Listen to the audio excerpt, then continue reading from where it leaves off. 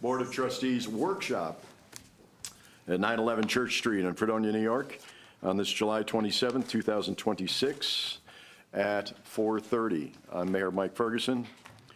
Call our roll. Trustee Lazzaroni. Here. Trustee Mulholland. Here. Trustee Brockler. Here. Trustee Wendell. Here.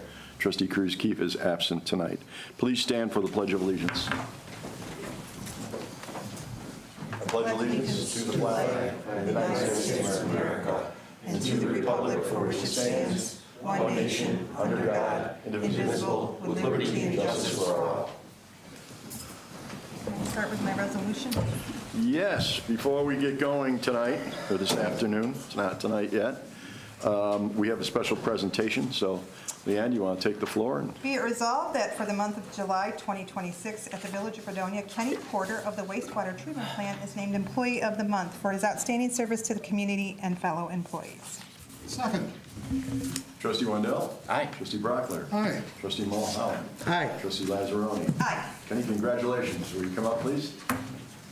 He is surprised.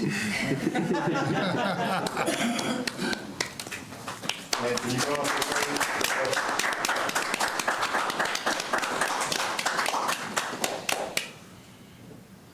Thank you. This is for me. Thank you so much. Thank you for what you do for our community. We appreciate it. Kenny, how long have you been here? 28. 28 years. Oh, my goodness. And for those of you who are on the air, or for those of you who are here in the room, Kenny works at the wastewater treatment plant and has been an incredible, valuable employee to this community for, as you heard, 28 years. So God bless you, Kenny. Isn't it nice to be Don't know recognized that. by your peers, because your peers are the one who suggested you be the employee of the month? That's right. That's right. Thank you. For your service. We Thank you. greatly appreciate it. So Kenny's all going to be taking us out for dinner now, thanks to Leanne. We appreciate that. So we have some important business to get to today. Excuse me, Mayor. Kenny, you don't have to stay for the rest of it. That was all we needed you Yeah. for. So you're certainly welcome to You're hang out welcome to if you stay, want. but it's kind of boring, so. That's why we needed you here. Thank you. Congratulations. And thank you to Trustee Lazzaroni for putting that award together. I think that's number 4 or 5 so far. January, February, March, April, May, We June. missed 1 July. month, yeah. Nobody. So nobody it's knows. 7 months. There you go. So, taking a look at tonight's menu, we're going to go through our resolutions, our department reports, new business, which is scheduled workshops, but we also have guests here tonight from Fredonia Farmers Market, Fredonia Farm Festival, and Festivals Fredonia. So we'll be going through some discussion with them as well. So let's start with resolutions. Barbara and Kosky training.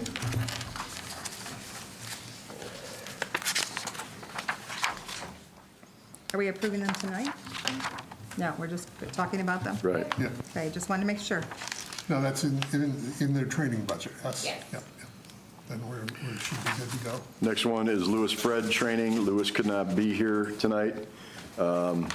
He had an employee quit, so he's filling his position until new hire is put in place. How long is, it's September 14th through the 17th? Pardon? The wastewater for Lewis Fred's training that he So wants to go. 2.5 days, I believe it is. Yeah. Yeah, and it's here in Chautauqua County. Same one Dave's going to, right? Dave? No, it's in Different one. Buffalo. Okay. No, that's a different My one. fault. This one's in Buffalo. And that was already budgeted also? Yes. Okay. Next one is Empire State Development Grant Resolution. Just to comment on this, Mayor, this is an application for, so the public knows, for it's called a ESD grant, which is Empire State Development. So this would trigger the potential funding for our needs here in the village for our infrastructure needs. And there is a deadline coming up, I believe, late July, Yes. very soon. I think it's So there's an equity contribution of 10%, correct? Yes. Yes. I think that one's actually due today. And then we can vote on that today. So, Yeah, we could do this resolution right now if, so if we could have just a little more Do you want to make a discussion. motion? After- Certainly. I After would some expect you to. discussion. When is that proposal in a 1% $10,000 non-reimbursable commitment fee based on the grant awarded amount due when the application executes documents for processing the award? Is that in our budget? Like, do we have funding for that at this point? No. So we're going to commit to something that we don't have the money to pay for, which I know it's like, it's like putting the cart before the horse. And I understand that sometimes you have to commit to things to get things, but that puts us at a huge disadvantage when it comes time for the grant amount to be due. I don't know, I'm just a little concerned about putting the village at jeopardy in that financial capacity. It's going to come down to, all these grants are going to require some funding from the village to get the grant. So how as a board are we going to do that? can we fund it through that bonding that we are taking out for the non-granted costs? Is there a breakdown of what we're going to bond for this project? And I guess, I think what you're saying is that part of the bonding that we're going to do? So this is actually, Labella has been working on all of this, and as far as the bonding, it really depends. I don't have details on this particular grant, but it really depends on the grant. Some of them you're able to use the other funding for these types of things, the matching part, and some you're not. So I'm not sure if this is the one or not. I just feel like, not opposed to the project. What I'm opposed to is that we don't necessarily have the funding to move real fast with this. Because I'm certainly not going to come back to the village and say, we're going to raise your rates 54% to pay for this grant. Or Alyssa, what would be our, just for the application alone, which I think you even said might be due today, what would we have to, So it's promising a $10,000 non-reimbursable commitment fee, but it's based on a grant award, so you won't know until if and when they let you know if you've So you don't know how much received they're it. giving you until that's Empire State Development. So whether we get the grant or not, we have to give them the 10,000? So no. only if Only if you're it's awarded? So the app fee would be $250. Okay, So let's that do we it. can- That we can swing. Okay, but if we do it and then we get awarded the grant, we have to come up with the $100,000, is that right? 10,000. 10,000? 10,000. 10,000, no. Well, 1%. 1%, which is $100,000, which is $100,000. 1%, $10,000. Percent is 10,000, but. Oh, that's 10% to the It's project. 10% to the And- required equity contribution of it says on 10% or $100,000 to the project and an application fee of $250 payable when funding document an initiative proposal, and a 1% non-reimbursed, $10,000 non-reimbursable commitment fee base. So, no, they're saying that if we get this grant, it could be up to 100,000. 100,000 that we're gonna owe, we have to pay that to get, to get the grant. That's our cost. The 100,000, it looks like, is money that we're spending on the project.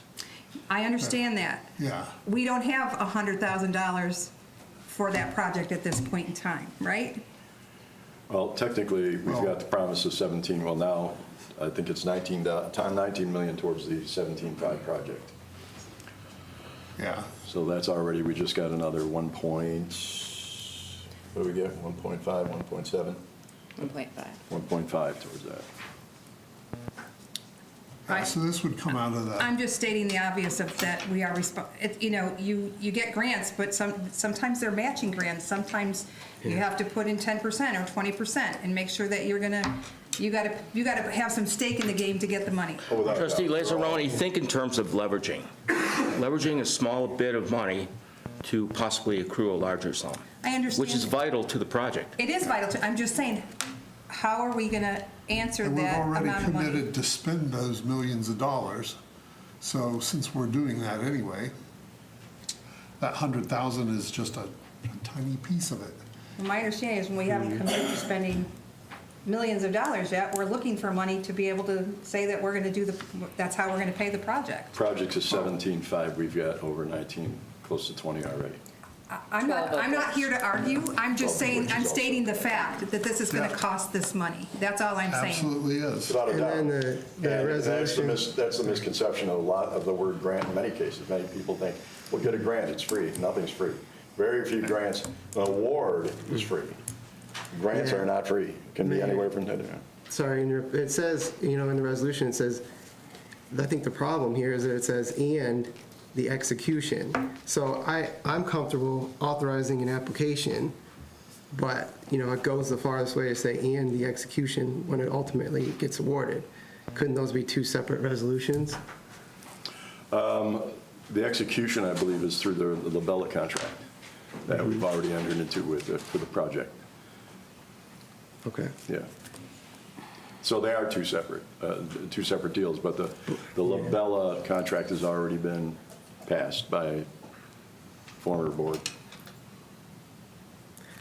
It's up to I you feel a guys. little uncomfortable, if we don't have cash on hand to, commit to that within this resolution. I would like to see from Labella a financial breakdown of the structure of everything, like our grants, I hear numbers all the time, but I don't have it, I'm a paper person, I like to see the That- breakdown. I believe that's even on our village website page, the Yeah, I thought they- presentation they Okay, but gave. now, I'm talking about just for the board, just for clarification, in terms that everybody can take in, and I just don't, I'm not against the water project. I want to make sure that we're, I understand the questioning. However, what's our time deadline? If we have to have this in, Hope it's not 5 o'clock, folks. I think the email that we received from Labella, and I'm not sure which person sent it, stated that the last day we could do the resolution was today. But I'm not sure. I'm looking to see if I can find It was when it's Oliver. actually due. Oliver or Jen from Jen, LaBelle. yes. Not our Jen, Jen from LaBelle. now, other than the $250 application fee, is there anything that we have to do immediately to make a payment on this? Or is that dependent on receiving a it's a, grant? it's award dependent. Looks like it's all Dependent on your award award. dependent. So, Are we allowed to, I guess, decline the Yeah, award? I was just thinking about that. What could be our potential out? Oh, if Like, we could we decline could say, the hey, award. you know what, we don't have the, I don't know, whatever the sum would be at that time. What do we lose? A $250 application fee, plus the work that Labella Funding Department has done for That we're us, already paying for, yeah, which we are paying for for. grant writer. Yeah, yep. Yeah, so it does leave us an out. If there is an out, then that's great, but I just, based on the wording of the resolution, it didn't look like that. That's No, why. it does not. Yeah, I would think Well, that, you can always not accept a grant that you're awarded, so that is an option, unless you execute Right. the grant, you can say you So don't want the it. application fee of $250 payable when funding is documented in an incentive proposal and a 1%, 10,000 non-reimbursable commitment fee based on the grant award. Amount due when the applicant executes documents for processing the award. all right, so until we actually process the award, I just wanted everyone to understand Which that, come in construction. I just want everybody to understand that we are committing to a lot of money that we Yes. are not necessarily yes, all this money's coming in like this, right? But we don't know where it's being The- sent to, right? Like, In this project, there are certain assumptions and certain variables that we don't necessarily know. People often ask, well, what's the cost of water going to be when we interconnect? You know, we don't know that 3 years down the road. We don't know that. So we're basing our responses right now on what we do know right now. Right. So we have to forecast to some degree with, you know, the intelligent reports and data that we have right now, so that we can provide that best information that so what is that? That's really an assumption. So, you know, anytime you do a project, you have to make certain assumptions. Yeah. So I understand your concern, they're valid, but I think that $250 and. oh, I'm you not know, worried about the Yeah. $250. Yeah. I'm worried about the 100,000 or the 10,000 when all we're seeing right now is letters saying, we're gonna get this money, we're gonna get this money, we're gonna get this money. There's no accounting, right? Like, we don't have a spreadsheet yet of this is all, you know, like my There's very much in checkbook. accounting. You know? There's very much in accounting. Well, not that we see, You know, that's what LaBella's paid for. right. They give to All I'm us. saying is maybe we need to see I'll that request accounting, one okay? from them. That's what I wanna see. I wanna see the accounting. Okay, That's reasonable. fair enough. Okay, and this is the time to discuss it, so. Well, I of know- course, it's a perfect time to discuss. Budget transfer for tree removal. So, you're taking it out of the shade trees and put it in the removal? Is that my understanding? Taking it out of street capital and putting it in shade trees. Is that for removal or for planting? So removal. Okay, Yeah, the planting's been done The already. account is for either or, but okay. So I don't know, Jen, I had talked to Jennifer about looking into putting out for bids for a tree person that would have our contract for the year to come in and take care of the trees around the village that our DPW can't take care of. Could you check and see if she's got anything back on that? I haven't heard her say anything about the yearly cost. She's always sends out like 3 to 5 Right. for individual ones. Right. I know she did send it out, but I don't think we've heard anything back about the yearly one. Okay, because I think that's like a smarter kind of idea for us, to have somebody that we've already contracted with for the year. We know what our cost's gonna be, so like, it includes coming in and, you know, cleaning up when a tree falls or whatever. We used to have a contract like that before. Well, we also have Previous. a big issue on Main Street. While Main Street looks beautiful, I'm guessing it had to be well over 30 years ago, the wrong trees were planted.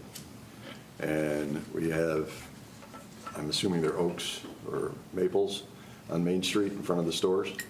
They were supposed to be 6 to 7 foot trees that you could still see the stores, you could still see signage, you could still see activity on the street.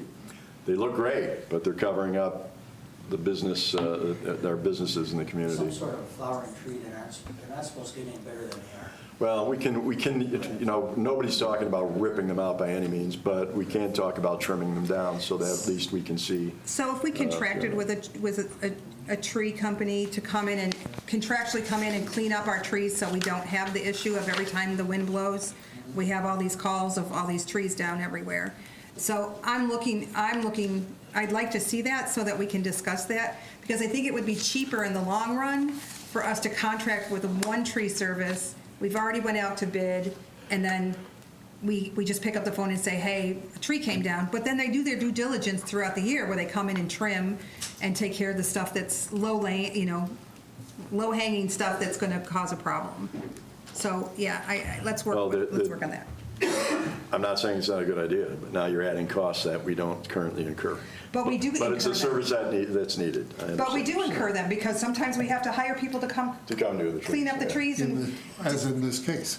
right, We so, will say, when we've had our floods here and things of that nature, you know, local tree company has come and in some cases done some of the work gratis, not always.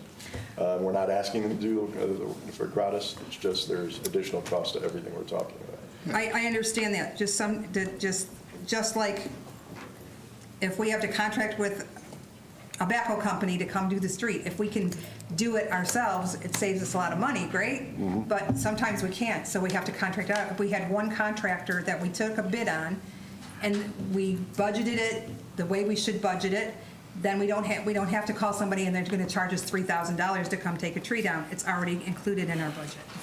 Yeah, I think that's a good idea. Let's definitely pursue that. Tim Fisher, training for the fire department. I'll talk on this for him and Levi, just because it's not something we see every day. So they have to attend first-line supervisor training program. It's required by law, it's a legal mandate for career officers to go to that once they get promoted. Technically, they're supposed to go within the first year or two, but we do what we can. So the good news is normally this is a 4-week program, really hurts a department of our size with overtime, but last year I was successful in getting them fire officer 1 and fire instructor 1 locally. So they just have to go to the 2-week program. So they'll be going down there. It's a New York State course, so it's free board, free meals. The only thing we pay for is payroll. So they'll be going down second week in August for that. Judge, Mayor, we missed one. The H&K Service Chlorination Project. That's not on my paperwork, actually. It's under the street capital for trees. Oh, the isolation valve for the chlorination system. Oh, I didn't list it, that's why. You didn't look I at it? didn't You want to list read it? So that's the change order for. Oh, it's a change order. chlorination. Okay. Okay. I don't know if you want to speak more. on Yeah, I that, do. because I you've been I can more comment on involved. that briefly. 2 items were added to the chlorination project. There was in the chlorine room, there's a need for isolation valve. So there's a 300-gallon shower water tank that has a disconnect, but you have to climb a 10-foot ladder to reach it. We don't feel that is safe, so the idea is to add a isolation valve in the chlorine room, such that if a leak occurs, and one has, often when you first commission things, you get plumbing leaks. But for worker safety, we're saying just add this isolation valve in the chlorine room, as well as a disconnect for the chlorine room exhaust fan. Both are safety-related items, and both are needed. So I've reviewed it on site myself a couple of different times, spoken with Labella engineers, and it's cost of $2,673. There is an allowance, or Alyssa, maybe you can help me. I don't know what the balance is in the allowance fund. So actually, when I was reviewing this one, it was outside of the contract. So it was in addition to, so the contract for H&K was $384,000. Right. And then it says that the increase of this change order is $2,370, and the contract price changes too. So we're now outside of the contract price. So it's in addition to what we've already paid. There's no more So funding left. is our contract allowance 0 Correct. currently? Okay, so this would be an additional, this would be something that would be appropriate to tap our reserve water fund. Well, he has some money in the contractual line for, or the repair line for the plant, so. All right, That would be the same line that, for example, we just voted on the Siemens annual contract, Yep. Yeah. right? Same thing. So maintenance. Yes. okay. Yeah, I just wasn't sure if it could come out of the allowance. Yeah, it could have if there was any left. Yeah, but- right. So this could come out of contractual? Yeah. Okay. Okay. Number 7 is Town of Pomfret Water Sewer District Extensions. And there's also number 8, Town of Pomfret Addition of Sewer District number 6. Now, I did ask Town of Pomfret Supervisor Pecos to be here tonight for a couple of reasons. One is for the event discussions, but also Dan, you want to explain what we're looking at here? I know we've discussed it already, but since you're already an honored guest tonight, if you want to give a brief explanation. Which? The sewer district extensions and your extension for District Number 6. Sure. So the contracts for our current sewer and water districts expired December of 2025, with the exception of our North End Water District, because that was a 40-year contract. So we're looking for an extension of the current contracts for another 5 years. And then sewer district number 8 is a new sewer district. When the west side of Johnson Street was developed, the sewer district was not extended down for the last 4 homes. And we're requesting a contract for a new sewer district that the town created for 1 home. Yeah, it's 1 home. For those of you that don't know, Johnson Street splits the village and the town, and I get to pay taxes in both, like all of us. My side of the street is Ventura. The opposite side of the street, right down the middle, is Johnson. When Ventura was built, I believe by Alan Dulce many years ago, they were asked to take part, but there was really no development on that side of the street, so everybody put in their own septic systems, et cetera. And now some of those septic systems need help.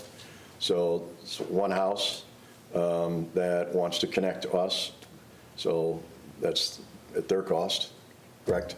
The reason it's 1 instead of 4, if we create the sewer district to include all 4, they have to connect up. So we did not want to force the neighbors that aren't having problems with their septic. 1 just put in a brand new. So we're creating a whole nother district then? Is that what we're doing? The town created a district. We're asking for a contract with Fredonia for the wastewater treatment. We discussed it last week, so Yeah. And that, but that's, you're talking right now about number 8. The other one's about number 6, right?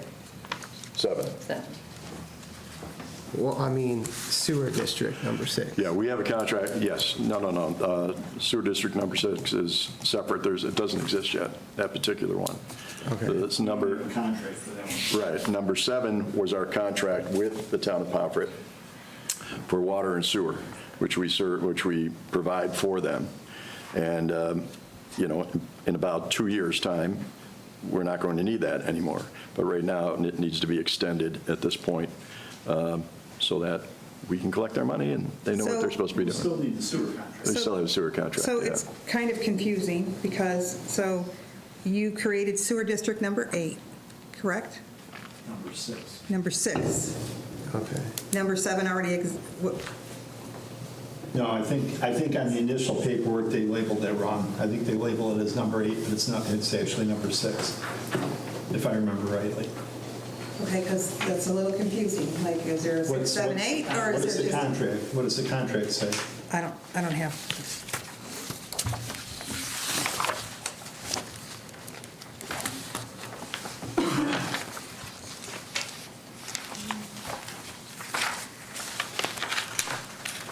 It says right here, agreement made on the first day of January 2026 between the Village of Fredonia Municipal Subdivision, State of New York, hereinafter called the Village, and the Town of Pomfret, a municipal subdivision, State of New York, hereinafter called the Town.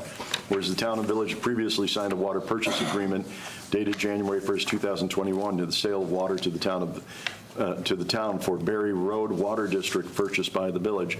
And whereas there have been negotiations between the parties to renew said agreement, and whereas the town and village desire to renew said agreement on the following term conditions.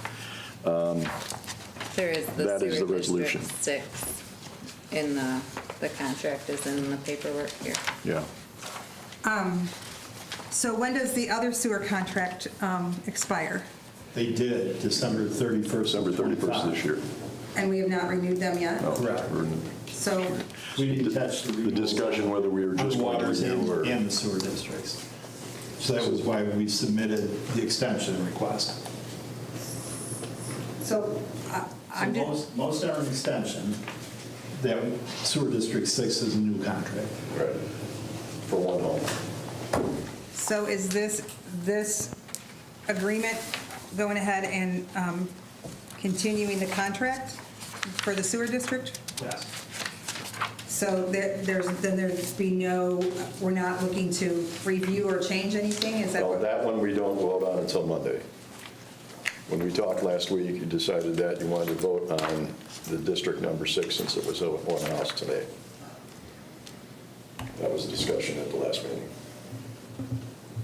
Okay, because I'm just a little confused about it all. That's why I'm trying to clarify so that I make an informed decision about the resolution, right? So the number 7, Town Pomfret Water Sewer District extensions are just for everything in here besides that sewer district number 6. So we're extending it and we're not negotiating, we're just extending the contract. That's your what's in call. here. We've got to wait to make that Yeah, decision. that's it. No, I'm Right. just, right? I'm Yeah, asking. there were no changes other than that. The sewer district, they will always need a contract with us because all goes to Dave's house on Route 5. No, I know. The water, obviously, you know, as things go as planned, in 2 years, we won't need that extension. I mean, we won't need that contract, so, but they will definitely need the sewer. So this is something that is going to have to be discussed and And the- addressed within the next 7 days. The water extension, I can understand. You're going to probably need that for maybe 2 years of that, right? Because that'll be on the new line? Correct. On your new line or our new line? It'll be our new. You're already looped and you're It'll going be to a start buying combined- water. Yeah. We're not there yet. So is that going to be included in yours, your loop, that street, that sewer Yes. water district? That's going to be looped in with you, Correct. not with the village? Correct. I mean, we'll all be looped together eventually, but they're going to be separated for some We're time. replacing the line on Johnson Street with a new town line. And that will always be a sewer line. I know that, I'm just mean the Right. water line. So you're asking us to just extend the contract till you guys replace that line and connect with North Right. County. The proposed extension is a 5-year agreement, which should cover us through when we move. And the sewer districts also for 5 years. So potentially 2 out of the next 5 years then, right? Yeah, depending on the Right. construction. How the project goes. I would like to exit. Okay, we have a week to discuss it, right? Well, till Monday. Was that something you wanted to do Well, tonight? the district connection was the one, so they can get ready to do that. So that's going to be with us no matter what. And that's one house on Johnson that, I don't have a problem Right. I don't have a problem approving the connection for that. right. What I want to make sure is that we're not extending contracts without, I don't even know what those contracts say. I would really like to deep dive into them before I vote on something. I don't want to. That's why we're presenting it tonight, so everybody can take a look at that. Right, Yeah, we don't expect anybody to vote on it tonight. right, but it's just, The contract for sewer district number 6 is modeled after the contracts for the other existing sewer districts. so, and I'm not trying to be, I feel like I'm the only one asking questions here. The problem is that I've never seen those contracts, and I need to go get them and look at them. There's so much confusion about the district rates and all that stuff, and I've talked to Dave about it, I've talked to everybody about it, right? The town pays 15% over the village rate I for just- water and sewer. So So we have I time. get what you're saying Right. completely. Yeah. Can we just authorize the addition of The number 8's the only thing we're looking to authorize the tonight. The sewer rest just comes district up next. without authorizing the agreements at this point? Or the connection, I guess, is what we're looking for? Structure the authorization She meant subject to the approval of the terms and conditions of the contract. Because I understand. Do you understand what I'm trying to say? Yeah, absolutely. I'm glad somebody does, because I feel like I'm out Yeah, here. because you confuse the hell out of all of us. I'm just saying, if we're gonna, I don't wanna just, let's do No, it. I know what you're saying. All together. We understand that. We're new, Christine's not here. I'd like us to all have a chance to look at it and understand it all, and not just piecemeal approve things for signature. Sure. We should do it all in one. Like, all the sewer district contracts should be at the same time. We should, Good luck with that, because the PBD sewer contract is totally separate from all of this. Yeah, yeah. It's not a contract. That's not with us, right? We sent these several months ago, actually. I know. We've been waiting on approval.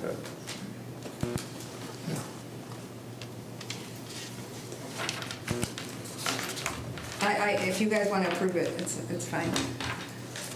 The addition of that house, yeah, I don't have a problem with that. Okay. Melanie, could you create something? That's fine. It's the extension of the contract. The extension of the contract is what we're working on. If you want to vote on allowing that addition, you can do that today, which we said we were going to do That's a today. separate contract. Right. It's not an extension of the contract. Right. We're being told we can't allow the house to hook up until we have a contract for the service with the village. For district number 6. 6. Yeah. Which is one And that's house. not part of the PPD. No. I don't know who made this all confusing, and you got Many moons ago. 15 different sewer districts and whatever, and Well, in the town, you either need a water district or a sewer district if you're going to hook to municipal utilities, because it's different than the village. Not everybody in the town has municipal water or sewer.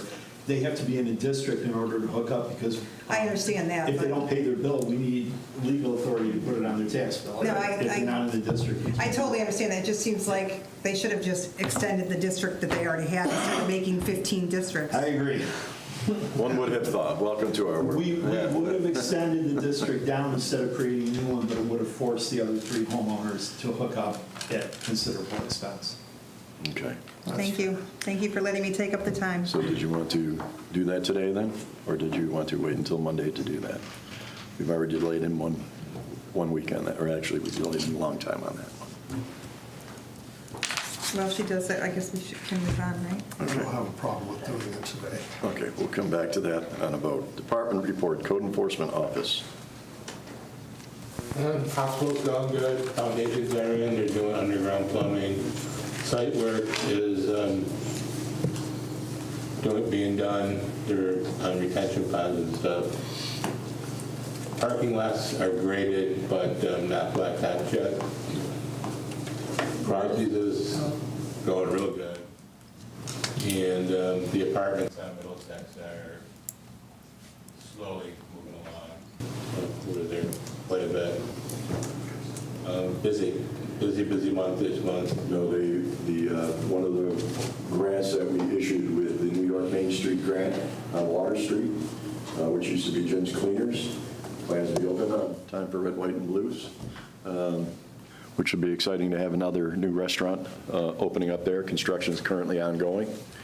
And had a chance to speak to the owners the other day, and they have some exciting ideas and some great things going to be happening in that area very shortly, which is another reason to get that parking lot taken care of as quickly as we can. Question on Middlesex backup generation. Where are we at? I have the plans in my office now. I'm reviewing them. They changed up a little bit. They're putting them inside the garages. They're putting units inside the garages instead of and redoing the garages. So, Same type system? yeah, that's the best system, yeah. Okay. But So as opposed to having a sort of a crudely fabricated border, we're going to have them enclosed in a garage space? right, they'll put one in each garage unit and Okay. stuff. Okay. That looks okay to you? I'm just reviewing it now, and Okay. I talked to the chief about it, Okay. but All right, thank you. I think it'll be okay. Okay. Tell Tom, thanks for being on site at the hospital almost all day, every day. I appreciate the work. Yeah. They're moving real quickly. We have a zoning board meeting for the 11th of August. It's the new digital sign law Okay. that we made the changes to. All right. We have an applicant coming in front of the zoning board for a special use permit. So zoning board already reviewed it, gave their thumbs up. Good deal. So I'm thinking that the law is done, right, Alyssa? I know you Yes. said, are we still in that 10-day From the time we sent it out to No. the Secretary of State, we're good? Yeah, Okay. we're well past it. You can thank Melanie for helping us get that work done. So our legal counsel is here tonight, which is great. Thank you. DPW, Janice, how are you? Good. Busy guy. Well, since we last spoke, we repaired 3 water breaks. One was a old service that was leaking near a hydrant on Norton Street. And the hydrant had been hit by a car that was parked in the driveway there. But luckily it survived. Second water break was on Cleveland Avenue where the water wasn't visible, but it was pouring into the manhole nearby. And we repaired that, and we did one on Lambert near Cottage. Excuse me. We had a resident report a bee problem at the Hamlet Street Pavilion. We resolved that, but it appears that we have people sleeping in the pavilion 5 days now. Which one is that, Jim? Off of Hamlet Street behind Pucci's. And when we've gone in the morning to check the bees, well, before they get too crazy, we've caught 2 people sleeping there each time we've been there, so I imagine they're sleeping there when we don't check. We reached out to several contractors about getting more quotes for the Forest Place culvert. To date, we have not gotten any other quotes in than the one we had. Also on that topic, just to let everybody in the room know, we're going to get a request to consider no parking on Forest, on the street, just because one car gets it down to a pretty tight fit. Cars on both sides are nearly impossible. So it's a request by a resident. I said, send in a letter, bring it forth, and we'll put it through our police and all the legal and everything we have to do to talk about it. But it is quite tight on that street. Janice, is there anything we can do to accelerate the quotes? I think our list is going to bring up emergency funding. Okay. Our last pickup truck is going for inspection scheduled for Thursday. So we'll have all of those up and running legally. We've been meeting, or trying to meet with a couple vendors for snowplow parts. The guys informed me that the one plow, each of the last 2 years, has had issues, especially when it comes to road cuts or manholes or whatever. And it, 2 years ago, it actually bent the frame where it attached to the truck. They tried to straighten it out, but now the main plow keeps catching as they plow. So we think the whole thing's tweaked enough where it doesn't rest properly. So I'm having those guys come down and check that out. And then another plow needs a shoe, and I want a quote from him to maybe replace the plow frame. We're waiting on a quote for milling and paving for the rest of Central Avenue. We asked for those, and we haven't got those yet. Working on trying to work out a plan to get a quote for the east parking lot. And last week, Chad and I met with, I forget the gentleman's name, something like Tyre from Labella, on all the interconnects with the town of Pomfret. Lauren went with us, and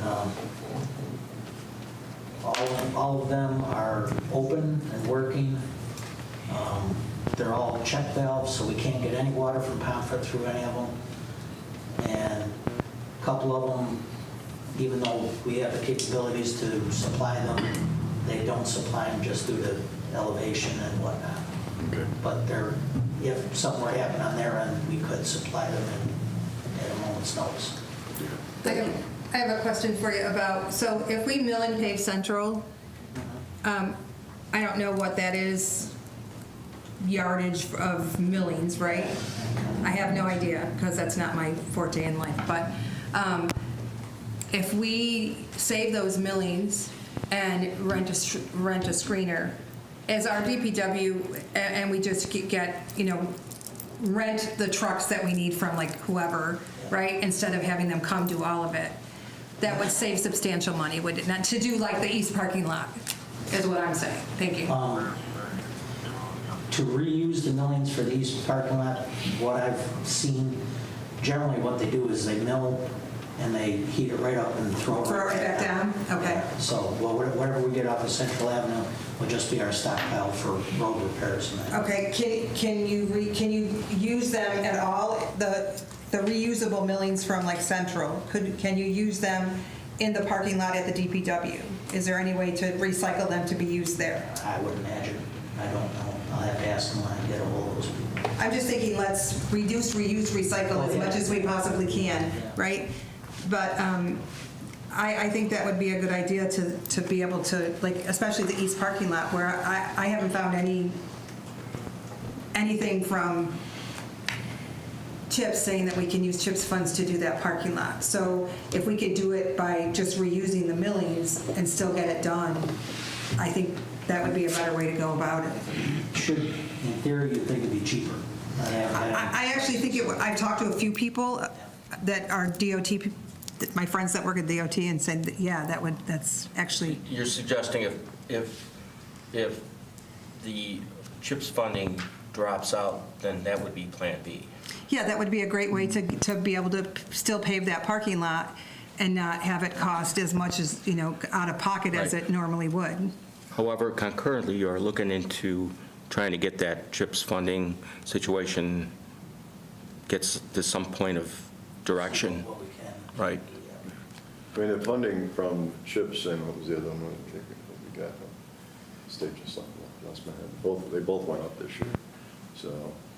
They did, but I'm just saying that my information from CHIPS is that even if we make that a road, right, they will pay, we can pave and mill the road, Right. and say it's a 1/10 of a mile, right? Yeah, we're allowed to do that, but we go ahead and do the rest of the parking lot other than the road, CHIPS may come back and say, wait a minute, your road, we put this road on the map, this road is a 1/10 of a mile long, and you've got this much paving, we're not going to pay for it. That is precisely what we're trying to ascertain right now. Yes, and that's what Can we do it or not, Right, right? right. We could do the road part, and they may not refund us for that either, just because it's such a tiny amount of road. From the man in Buffalo that I talked to at Right. CHIPS, he's the regional guy that would send it up for approval. So if we submitted all the paperwork to do that. Right. And it would go to him, and he's giving me that information. So that he's in the email that was sent a while Right. ago. So I've just talked to him several times about it, just because if we're going to do it, fine. If we're allowed to do it, great, let's do it. Okay. Yeah. If we can't, then we need to come up with an alternative plan, is all I'm saying. All right, thank you very much. Sir, I have one more. So maybe you said it, but if you could say what's one project that you're most concerned about over the next month, from your list or something that's top of mind. What I'm most concerned over the next month, Sure. getting the potholes filled in the streets. Okay. But if, like when I do a water break, we don't do any road patching unless we get it done that day and still have hours to do. Okay. Because with the crew I have, everybody goes on their water break. Sure. Okay. So it's just a matter of like allocation, they're being dragged in another direction. Right. Okay. And then when you patch the potholes across the street, are you using like existing millings that we have, or? No, or you go get fresh blacktop from the plant and put Okay. good hot stuff down and it seals the road up like a new surface. Okay. Thank you. Janice, what about the water in the backyards, Agri America? We dug that. Doug had tracked it out, and then I went up and tracked it out, and we both ended up at the same location in the road. We dug the main, and the hole was dry. There was no connection, no water in the hole, a lot of times if you dig a hole and it's dry, the water will come in from wherever it's leaking from. Nothing appeared anywhere. So somewhere between where we could hear the water in the parking lot and we're following the line out to the main, it wasn't there. So Is it still to be diagnosed then? it's still, without accusing anybody or anything, it sounds more like some previous existing line that, who knows if there was a house or another part of the factory or something that is somehow being fed that we can't track to the main and they're not aware of.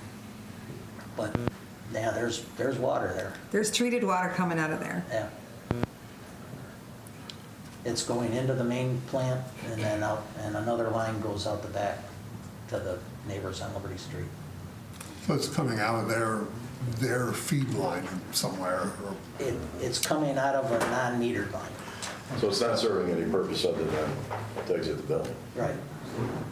We can find it and cap it off. Shutting it off. There you go. If we could, but. It's on private property It's- now. Yeah, it's all private property now, because I'd have to start at the beginning of their property and go up through the field Yeah. to find the potential old But line. we're losing money we're losing water that could cost us money, so And it's worth the, unhappy residents. it's worth the Yeah, a lot of asking the unhappy residents. I can guarantee you the residents that have talked to me would be more than happy to let us go on their property, so. Well, it's not on their property, it's on Yeah. Agri-America's property. So, Yeah, the leak is on Agri-America's property by appearance, but for us to find what line's leaking and that, we'd have to start. and So just what start up recourse- Church Street. so what recourse do we have then, from this point forward? I could only think that it'd be something, maybe through zoning or whatever, that Could we empower them to look for the leak and fix it? I would think. Do we maybe, have- But again, that's out of my realm, higher than my pay grade. All right, well, I think it's something that we need to stay on, yeah, don't you? Totally. yeah. Okay. Fire department. Someone who uses water, how's it going? We submitted a Firehouse Subs Foundation grant on July 9th. We asked for $39,000 for a fire EMS UTV package. There is no matching. Very competitive grant. Fingers are crossed, but we're able to see. We also submitted a FY 2025 AFG grant, Assistance Firefighters Grant. Submitted that as $139,700 for 20 sets of turnout gear. There's a 10% matching fee that's always been paid by the volunteers, so that won't fall on the village. See how that lies. I will be holding off buying the 2 sets of budgeted turnout gear for the results of that grant. If we get that grant, then we won't need to expend that. For unsuccessful grant, I still have to buy those. So usually we find out November, December timeframe, so we're still about halfway through the fiscal year. The 2001 pumper and the 1999 ladder truck have been listed. They're live on thegarage.com if you'd like to look at those. Last week, we restructured the volunteer drill schedule. Historically, it's been 3 Wednesdays a month. No one comes to those drills. It's a waste of time. So we're going to once a month. Every other month, one will be a Wednesday, the next month will be a Saturday, the next month will be a Wednesday, so that should help with scheduling problems. So our instructors are putting some good effort into good drills, and then people are showing up for them. We locked in our fall proficiency training, September 15th and 23rd. If any trustee or the mayor would like to come, it's going to be in Cheektowaga. Please get with me for logistics, September 15th and 23rd. We're doing everything from live fire to bailing out of a window to survival skills, so it's kind of really cool stuff for you to come see your firefighters in action. We have a volunteer named Cooper Stanger. He completed Firefighter 1. That's a big accomplishment. That was on our Facebook page, so if you see him around, please congratulate him. I drafted a pretty long open burning local law that I'm going to present to Chuck, and then go across the boards. That will kind of iron out some details as far as what the village can and can't do for open burning, and it changes the enforcement aspect to the fire department, which currently is not, and I understand that. Back in the day when we had volunteers, that was probably pretty hard, but you see that in the near future. And then lastly, on July 14th, I sent the board and the mayor an email about the fire flow analysis, requesting to see that and a pre and post hydrant flows. I have not heard anything. I don't know if we can talk about that here, or someone can point me in the right direction on who to talk to for that. Certainly. Fire flows out waters, I would imagine we're going to have to deal with Lewis and also Janice for that, correct? I'll get you a contact from Labella, because that's what it was regarding, right? The It was. project? And It's- Labella? They're the new, Oh, the new Labella wa- project? the new Okay. water. Okay. Yeah, with the pressure reducing valves that they plan on Yeah. putting in, I've had zero contact. Oscar mentioned it during the meeting the other day. Yep. They just haven't been able to get to it at this point, yeah. Yeah, That was one of the questions I asked early on, is what's our ISO rating gonna be, and what's our flow rate gonna be? Because I don't wanna turn my faucet on and have a trickle. I want water pressure. yeah, I mean, all that stuff affects ISO, right, which in Yeah. turn affects homeowners insurance. And it's bigger than that, right? It's the college. The college has approached me about fire pumps that they might have, and do they need them? I don't know those answers, so I Right. just, it's time now that I get a seat at the table and have those conversations if I could. Yeah, you can- right here, Absolutely. you can have the seat. No problem. Thank you very much. Police Department. Our newest hire just came off of field training, so he is on the road on his own. Officer Alstrom, we're proud of him. Speaking to DPW supervisors, observations of people in the pavilions, we do have a population of unhoused individuals around the village. We do our best to This one. educate them and have them understand where they can and can't sleep. Sometimes when you find them on the upper Russell Joy Pavilion, when you're checking out, they may walk down the trail to the lower Russell Joy Pavilion after it's been checked. I know that they do like the lower Russell Joy Pavilion because of the power outlet down there, so they have the opportunity to charge their phones and their tablets. It's just an observation in the past, but we have noticed some damage in the bathrooms of those pavilions. The people that would be staying the night there, I wouldn't imagine they would want to do that because they utilize it. Again, we'll look into it, take care of it, and if it's been a couple of days here, that's not right. We should be on that. Other than that, I have nothing else unless anyone else has any other questions for me. No, but you're right, and the restrooms are only supposed to be open during that hours of operation. If we are getting people that are leaving them open after events or, picnics, things like that, yeah, I know it's a tough vote, because you only have so many people, rec department only has so many people that can take care of it. If it's, and I'm just saying it hypothetically, if it's the rec department that needs to check on that before they check out for the day, and there's nothing else going on in the park, then they could lock it up right there and that.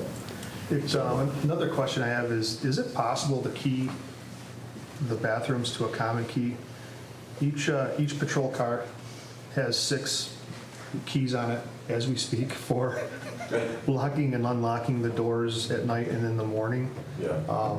It doesn't sound like a lot, but It is. it's a lot. I mean, We used to have them all in one key. if you're Houses around your running with parents. them on, you sound like Yeah. a bell. The other question I did have, as long as we're all sitting here in the workshop, I noticed that, I think it's Lambert,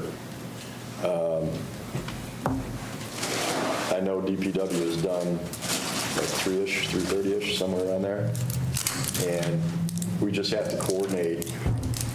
They must have shut down the playground program later, and they had 2 bags of garbage that sat there all weekend, and that's how we get to, so either a receptacle that they can put that in until it's empty, but yeah, I came by this morning, the plastic bags were ripped open. I tried to pick up most of it, but just, I know that sometimes when people pick up their kids, they're later than you guys are there.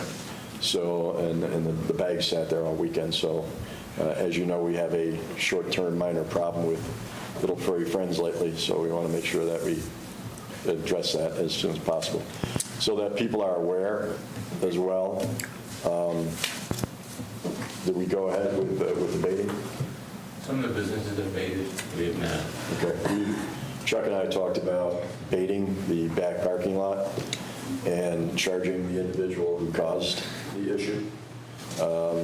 We know who it is, we know what it is, we know what facility it was, and we're trying to gain control of that. So we are aware of the problem, working with the DPW, but we think that we'll have that wrapped up pretty soon. Plus the cold weather's coming, so they'll be going inside, so we won't have to worry about it. He says hypothetically. All right. Recreation Department, any updates from anybody on that? Very successful program going into its last week. We don't have anything new from them. Okay. They did a great job, again, as usual. Just, I know Glenn Colton was in the park last week.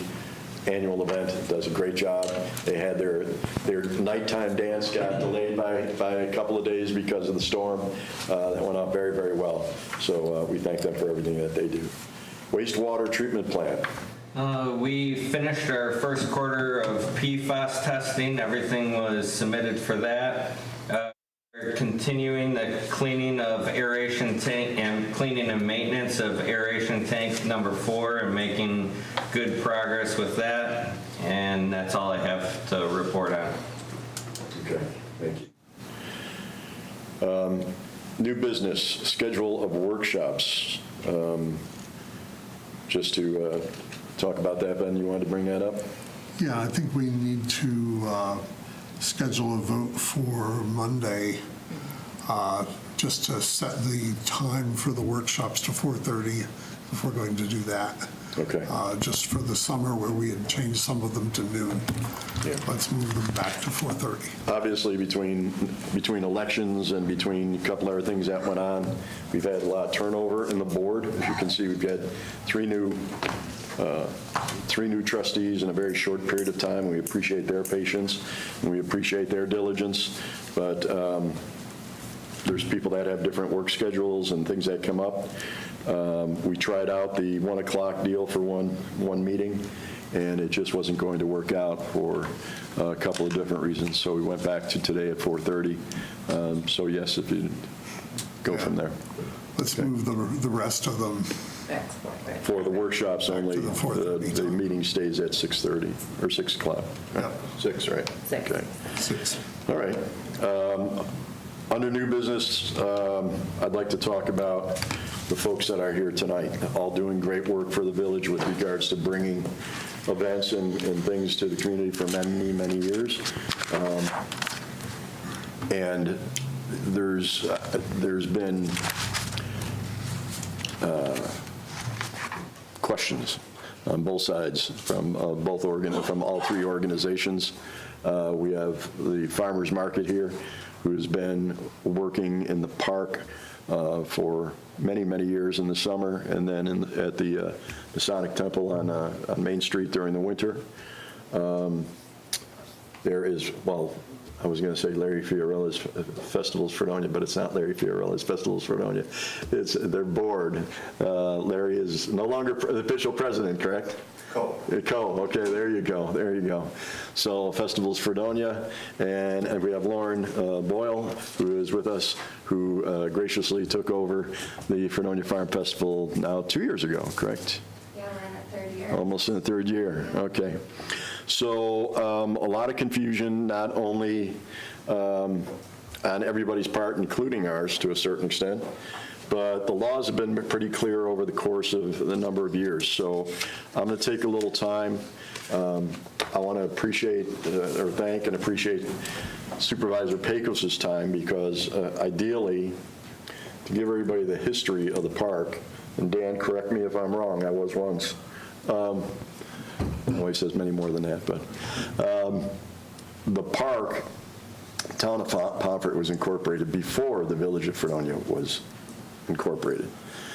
Town of Pomfret has actually given us, or lets us use the park as the parks, Fredonia's parks, both Barker Commons on both sides of the streets.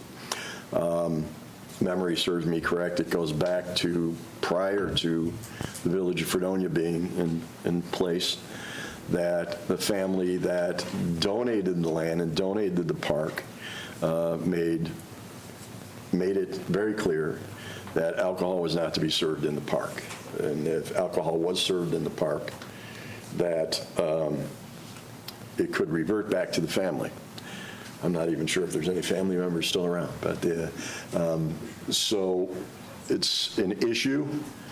There are New York state laws which are very stringent, and there's local laws that I want to thank our police chief. I also want to thank the town of Pomfret for pulling up some of the things that we want to do tonight.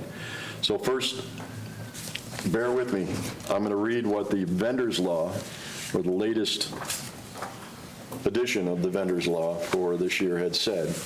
It's in chapter 198, and it's 198-1 definitions. Person, any individual, firm, partnership, corporation, organization, club, association, or any principal or agent thereof. A vendor, a person other than a person with an established retail store within the village limits who transports to a building, vacant lot, or other location, including but not limited to a location where a fee is charged to prospective buyers for admission to the area, where goods are offered or displayed for sale, or an inventory of goods and tangible commodities for the purpose of offering or displaying such goods or tangible commodities for sales, displayed, or available for purchase. A vendor does not include mobile food vendor. Mobile food vendors are governed by Chapter 197 of the Village Code.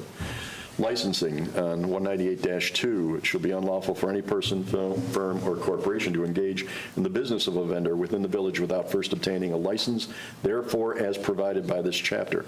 Application for license, which is 198-3, application for a license shall be made to the code officer upon a form provided by the code enforcement officer. Applicant shall truthfully state in full the information requested on the application as follows: name, address, and present place of the residence, length of the residence at such address, also the present address, the business address if other than the present address, address of the place of residence during the past 3 years if other than present address, the age of the applicant, physical description of the applicant. This is all for public safety reasons and for our police, our fire, our code and zoning. Name and address of the person, firm, corporation, or association with whom the applicant is employed or represents, length of time for such employment. So in other words, you may have a company that the company or whoever we're dealing with is not necessarily the owner. There's somebody representing that at the time. The names and addresses of employers during the past 3 years if other than present employer. Description sufficient of identification of the subject matter and of the vending in which applicant will engage. The date or approximate date of the latest previous application for licensure under this chapter. Whether a license issued to the applicant under this chapter has ever been revoked. Whether the applicant has been convicted of a crime under the laws of the state or any other federal law of the United States. All statements must be made by the applicant upon application, or the connection therewith shall be under oath. The Board of Trustees shall adopt by resolution requirements for obtaining a license to vend within the village. 198-4, fees. The board shall determine by resolution the fee for the license to vend. 198.5, restrictions. The board shall determine by resolution such restrictions on vendors which is reasonably believes are necessary to protect the public safety and the interest of the proprietors within the village. Or vendors are not permitted to engage in any vending activities within 150 feet of events or groups located within the village boundaries who've been granted permission to use such location at a designated time unless approved by the event or group who has received such permission from the village. Vendors are not permitted to engage in any activities within 100 feet of any brick and mortar business within the village boundaries. Or vendors are not permitted to engage in any vending activities within 150 feet of events or groups located within the village boundaries who have been granted permission to use such location at the designated time unless approved by the event or group who has received such permission from the village. Vendors are not permitted to engage in any vending activities within 100 feet of any brick or mortar business within the village boundaries. The board shall determine by resolution any additional restrictions on vendors which it believes is reasonable and necessary to protect the public safety and interest of other proprietors within the village. 198.6, appeals. Any applicant having been denied a license to vend may appeal said decision to the Board of Trustees, who will then grant or deny such appeal. 198.7, violation and penalties. Each violation of this chapter shall be punishable by a fine not exceeding $250 for each offense, or imprisonment by a period of time not to exceed 15 days, or by both such fine and imprisonment. Such violation can also serve as grounds to revoke a license issued pursuant to this chapter, as well as the denial of future licenses. Severability, which is 198.8. If any provision of this chapter, including any exception, part, phrase, or term or application thereof to any person or circumstances are invalid, the application of other persons or circumstances shall not be affected thereby. The validity of this chapter in any or all aspects shall not be affected thereby. Sections to include records to be kept. The code enforcement officer shall cause to be kept in his office an accurate record of every application received and acted upon, together with all other information and data pertaining thereto and all licenses issued under the provisions of this chapter. In denial of applications, applications for licenses shall be numbered in consecutive order as filed. Every license issued and any renewal therefore shall be identified with a duplicate number of application upon which it was issued. License is not to be issued to certain persons. No license shall be issued to any person who's been convicted of a crime under the laws of the state or any other state or federal law of the United States within 5 years of the date of the application, nor to any person who has been convicted of a violation of any of the provisions of this chapter, nor to any person whose license issued hereafter, under the previously been revoked as herein provided. That was a mouthful.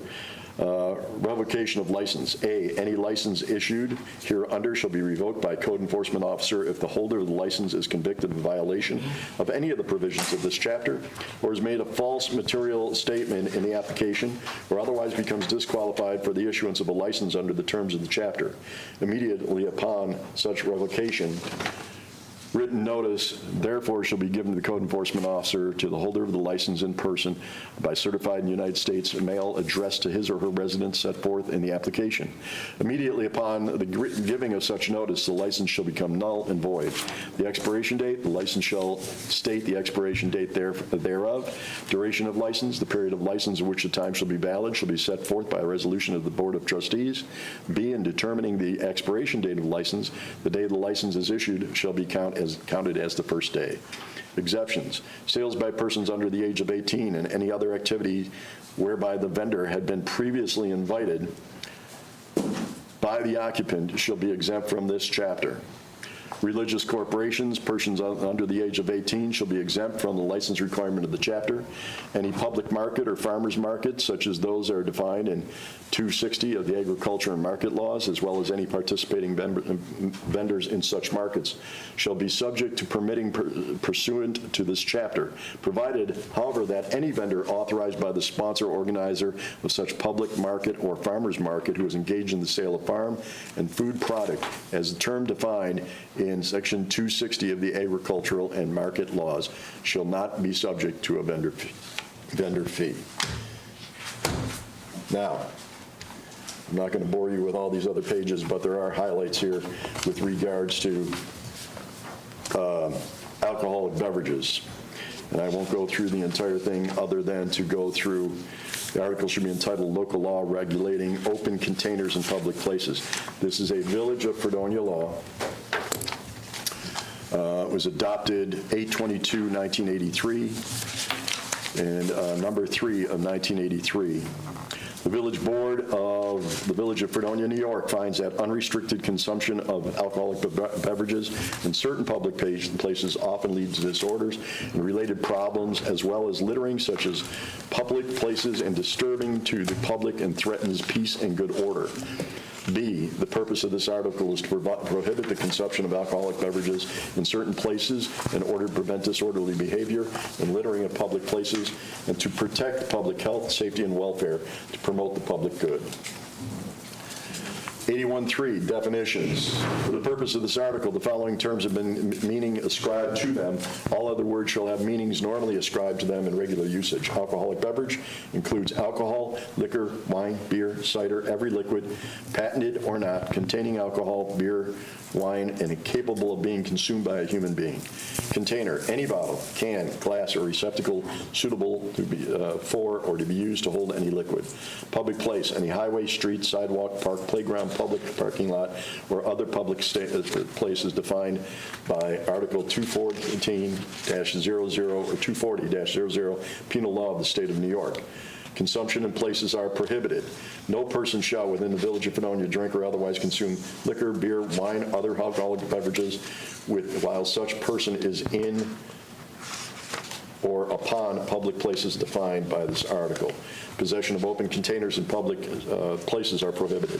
No person shall carry or have in his or her possession within the Village of Fredonia any open bottle or open container containing wine, liquor, beer, or alcoholic beverage with the intent of the possessor or others to consume in the same in any of the public places described in 81.3 of this article.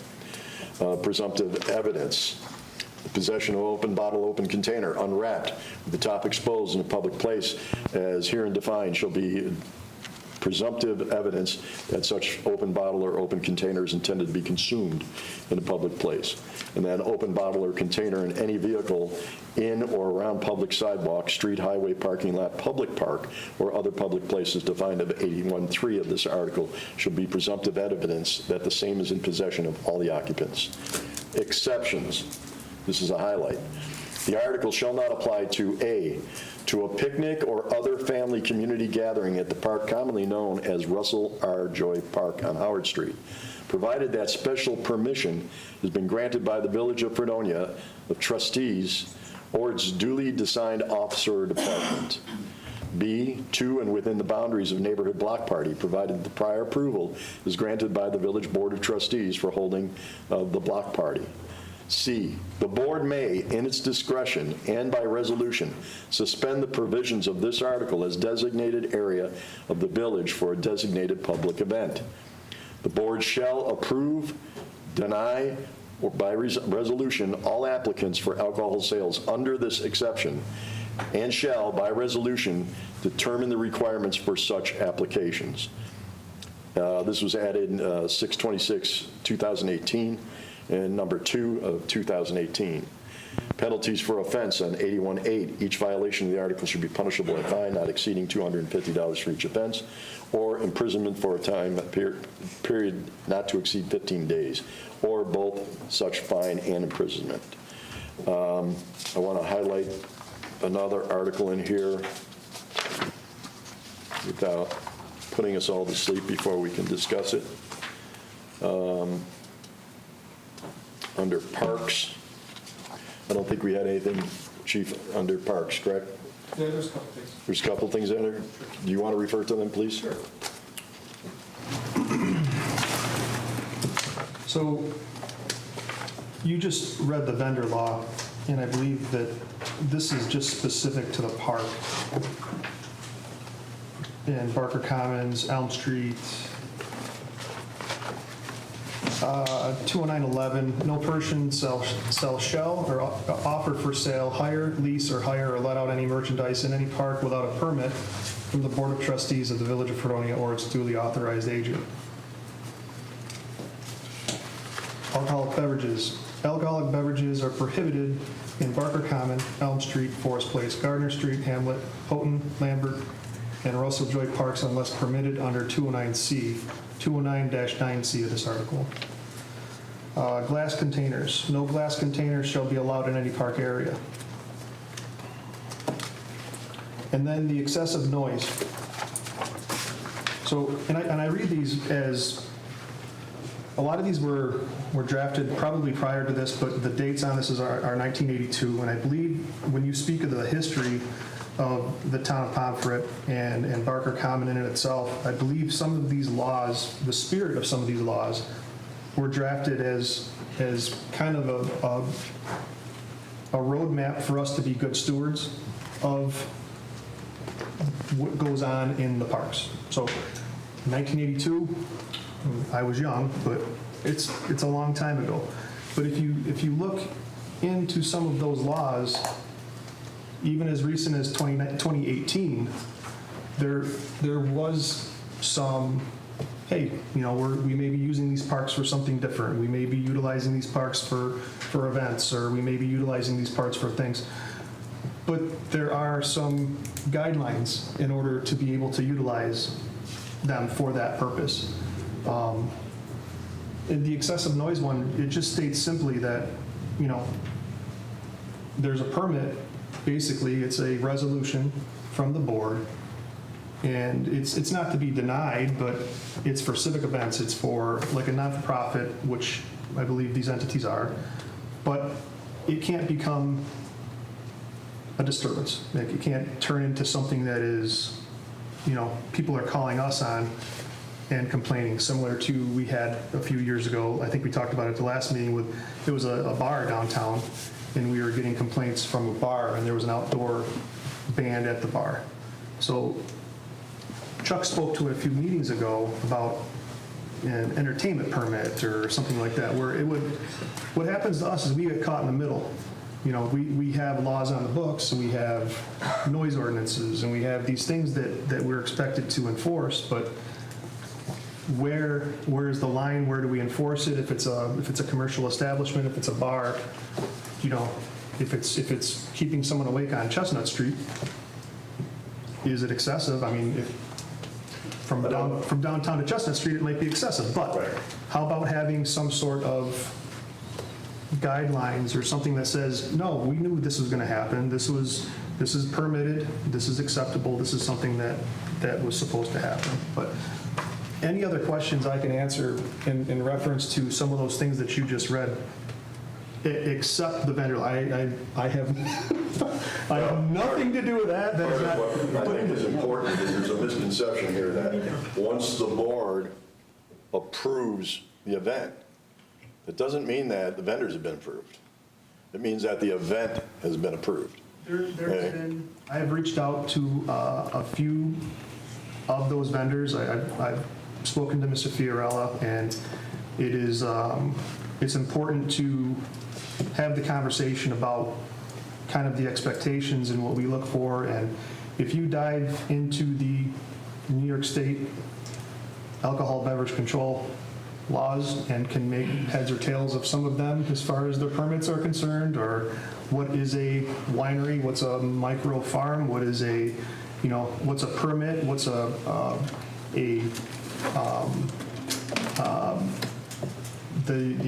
one that has 8 events that you have to pick, but you still need to get the licensure for the specific location where you're going to be at. It's very confusing, but people navigate it. People do it, people navigate it. I was just up in Orchard Park last week and spoke to a few of the vendors up there, and it's a commonplace up there for their event permit, the location. Some of them are brick and mortar bars, some of them are wineries, some of them are cider houses, and everyone has different rules. I mean, there's different rules for a wine, there's different rules for a brewery, there's different rules for cider, there's different rules for liquor. The point is, and I agree with you, the point is, I go back to, and this isn't this, I did that for years for Merit Wine and for some of the wineries during events. We'd have sometimes 35 events that we had to go to. So if you're in these businesses, you know what the rules are before you go out in the public and sell. And that is part of the problem. You'd always have, if you had 35 events, you had 35 holders. And if I were to, and I wasn't in that business when Larry was running, but if Larry was the promoter, I would send everything I knew I had to send to Larry, because I didn't want Larry to get in trouble. I didn't want anybody to get in trouble. I didn't want a promoter to get in trouble. But I knew what I had to have. I had to have my liquor law. I had to have my tasting law. I had to have my ability to sell on premises, insurance. I spoke to City of Dunkirk the other day, and I asked, what do you expect of your vendors? They expect every vendor, no matter what they sell, whether they sell socks, whether they sell wine, $1 million liability insurance. I mean, that's a lot for some people. It's a lot for some vendors, right? Not everybody does 10 shows a year or 50 shows a year.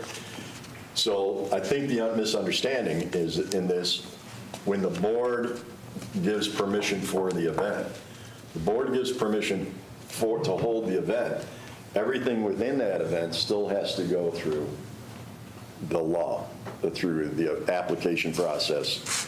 And it is up to the promoters and the attendees as to whether the attendees are going to handle that aspect of it or whether the promoter handles that aspect of it. That's up to the way you run your business and you run your events. Therein lies where some of the problems are coming in. You have, technically, which is kind of odd, but it's a law, we can't have glass bottles in the park. Well, what do you put wine in? You put wine in glass bottles, right? And we are a wine community. So the point of the matter is, it's not perfect, but when you read through between the vendor laws and the actual law themselves, they make sense. Okay, it's to protect you, it's to protect us as a village. It's to protect us from the people that are in the village, right? Not from them, but you may know most of your vendors, you may not know all your vendors. So when the chief, whether it's fire, whether it's police, whether it's code, it's not to watch people, it's not to do all those things, it's to make sure that we're following the law that is provided by New York State, and then our law as well. Some laws are without rebuke because they're New York State laws, they're New York State liquor laws, they're, and some are village-based. Dan, is that law obviously still in place with regards to? I wanted to clarify that. You are correct that the Barker family, I believe it was, deeded the park to the town of Pomfret trustees back in 18-odd or whatever. We cannot find any law on the books or any deed restriction on that deed that restricts the park for no alcoholic, that's a good no alcoholic use. It's always been our impression that your open container law is what restricted that. Okay, thank you for the definition. That's why I asked Dan to be here. You can go now if you want, but it's up to you. But he wants to find out if that law is going to get passed soon. But the idea, and that's where the discussion comes in, okay? We didn't come here to say, we want to have a dialogue so that you understand where the village comes from finally, the village understands where you're coming from finally, hopefully, and we can come to some resolution. It's not easy. It's not easy being a vendor by any means. Been there, done that. And I've also been on the promoter side of it as well. And very Buffalo and Cheektowaga and all these other places. Some of them are very much more strict than we are. Some of them are not. I also understand, and I don't mean this to any organization, every organization has well-meaning people. Every organization wants to do best for the village or the town or the city or wherever they're at. That's why you volunteer your time. That's why you put in all these hours, right? That's why you do these things. But I've also had people, even in the organizations I've had, where they very well see somebody. They might go to Hamburg, Taste of Buffalo or something and say, your truck should be at our event, or this thing should be in our event. Come on down. We have this is our schedule, come on down. Well, if they're doing events in those areas, they know that they should be contacting code enforcement to make sure that their licenses are in place and all those things are in place. Yes? I understand how this is maybe relevant to others, but I want to be very clear that New York State Farmers Market Designation Program has a clear exemption for liquor licenses at the farmers market specifically. Was that override local law? I would have to double check, but. It's not local law. You still need to have, if you're a micro farm for the purposes of having a winery under 50 gallons a year, I believe, you still need a liquor license in order to transport the alcohol to the location, and you need the liquor license to sell the alcohol. You don't need to have a special event permit from the state of New York for a farmer's market. You need to be in possession of a liquor license. I can't go to a liquor store and purchase red wine, take the labels off at my house, and bring it down there and say that I am a farm that sells wine and put my own label on it to go sell it. You still need to be a licensed wine. You have to have the liquor license to either wholesale produce the wine in and of itself. To operate. Yeah, to operate, yes. Yeah. And that's what you can use to go to a farmer's market. Otherwise, it would just be anyone going to sell anything they want. Invite them? I've never encountered an unlicensed winery. There used to be several in this village. We just did last week. Yeah. Lauren, did you have any questions from your event? Yeah, I feel like I have a lot of. That's why we're going. That's why we have a department heads here. Dave, you can if you need to leave, you can leave. I sent you Yeah. is outdated. Dan, say that you- Most of my concerns about it, we'll figure out how to do version.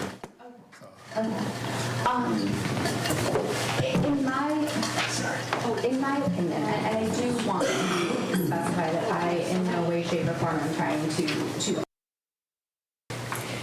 to make anything more difficult, but I feel like there is a big difference between Susie's Crochet Pot Holders that wants to set up on a random Tuesday on her own in the park, and Susie's Crochet Pot Holder that wants to set up under an event and an organization. And I think maybe those things need to be made a little bit more clear on if a vendor is participating in an event through an approved organization in the village rather than a vendor who is just attempting to vend on their own. Because I do think those are very... There's a difference there. And again, we'd like everybody to be able to do these things, right?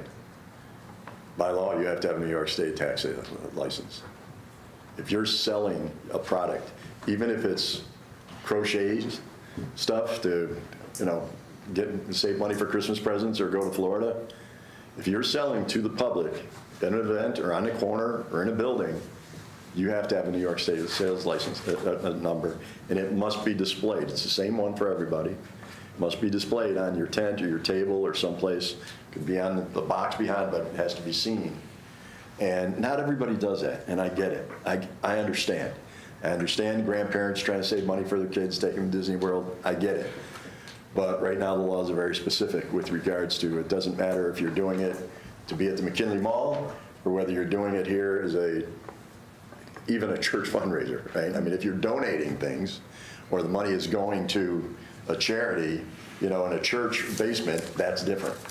But if you're out there selling and that money's coming to you, you need to have a sales certificate by New York State law. Is there anything else I'm missing in that, Chuck? Is that your question, though? Is that the point you were trying to make? Well, not necessarily, no.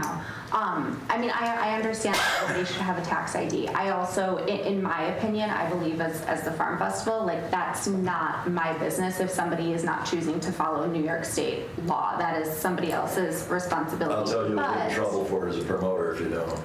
Right, but It's our job to check out. according to the form, There's specific nobody would language in that have form. any idea that person is vending underneath the Farm Festival. And I'm asking, I think, that maybe a little bit more responsibility be put on the organization when we're filling out the event form and we acknowledge that we're having vendors at our event. We should be the one who is, I have no problem giving you the names of my vendors, their addresses, what they're selling, all of that, but it's different when there's an event happening with vendors filling out my event form and paying my organization to participate in that event rather than a vendor coming and trying to sell any given day of the week. I can tell you for years of being both the event promoter and being the vendor, that's the deal of doing business. The vendor's in a business. The vendor knows. We just talked here about, and I think both from the event people themselves and the community, you need to spell it all out. And it is, vendor, these other responsibilities locally that you need to be a vendor. Alcohol, the cans and adults that you have to be a vendor. Before you even press, yes, I understand, and then you get the application.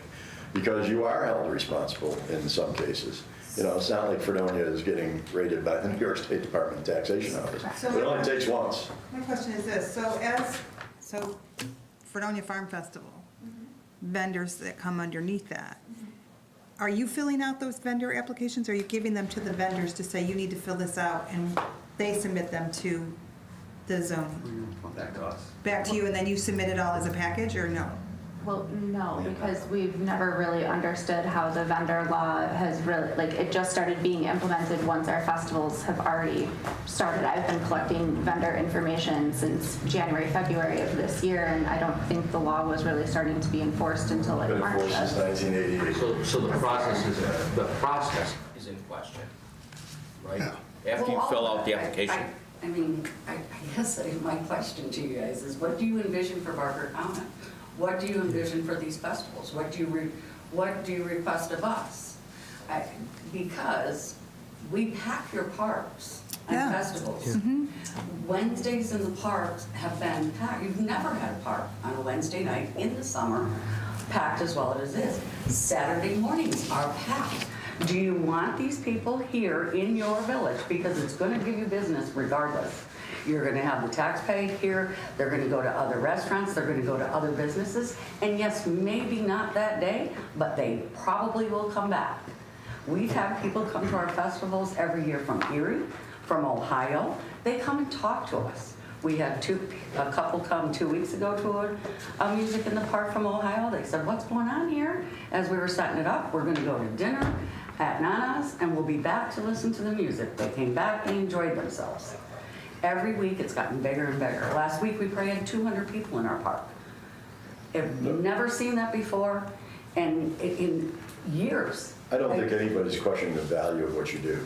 And I think we're all, Well, it is, because everybody's taking this the wrong way.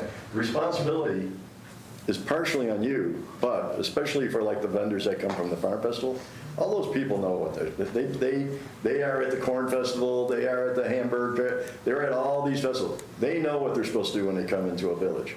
So it's not necessarily only on you. That goes back to when we talk about these events, this is what you have to do with the village. We've been approved the event, right? If I do the Great Country Wine Festival, I have rented the fairgrounds from the fair group. They give me certain things that have to be done on the fairgrounds to use that property. But meanwhile, all the state laws still have to be taken care of by all 72 wineries that come there, by the wineries. But the promoter has to make sure that that's done before when they come on the grounds. So what is your question, though? Like, I want to understand where the disconnect is, because I guess why is this put in place on the vendors? We don't even know what the fee is. What's the fee? One application on the line says 150, one said 100, one says it's going to be determined by resolution of you. We don't know that. $150, we have 2 vendor-driven festivals a year. 2. So 150 plus a $25 fee for us for 2 festivals, that would be a $200 fee for somebody that's selling wreaths, somebody that's selling pot holders, somebody that's selling, Is it one, then I misunderstood the fee, because I thought that it was the festivals of Fredonia or whatever were charged that fee, because they're the people who are putting that on, and then I think that's what we're asking for clarification. It's clear as mud. The application doesn't lend itself. Is that my understanding? Is that the understanding? Is that right? Am I My understanding it understanding correctly? is the organization that's sponsoring the event would pay the fee, and the individual vendors would not pay a fee. Okay, that was offered to the farmers market? That's the way I understood The it. only thing that is exempt from the fee is the farmer's market. Festivals does not ask for any exemptions from the fees. Right now, all the other events. So each of the individual vendors have to pay the $150. are paying $150.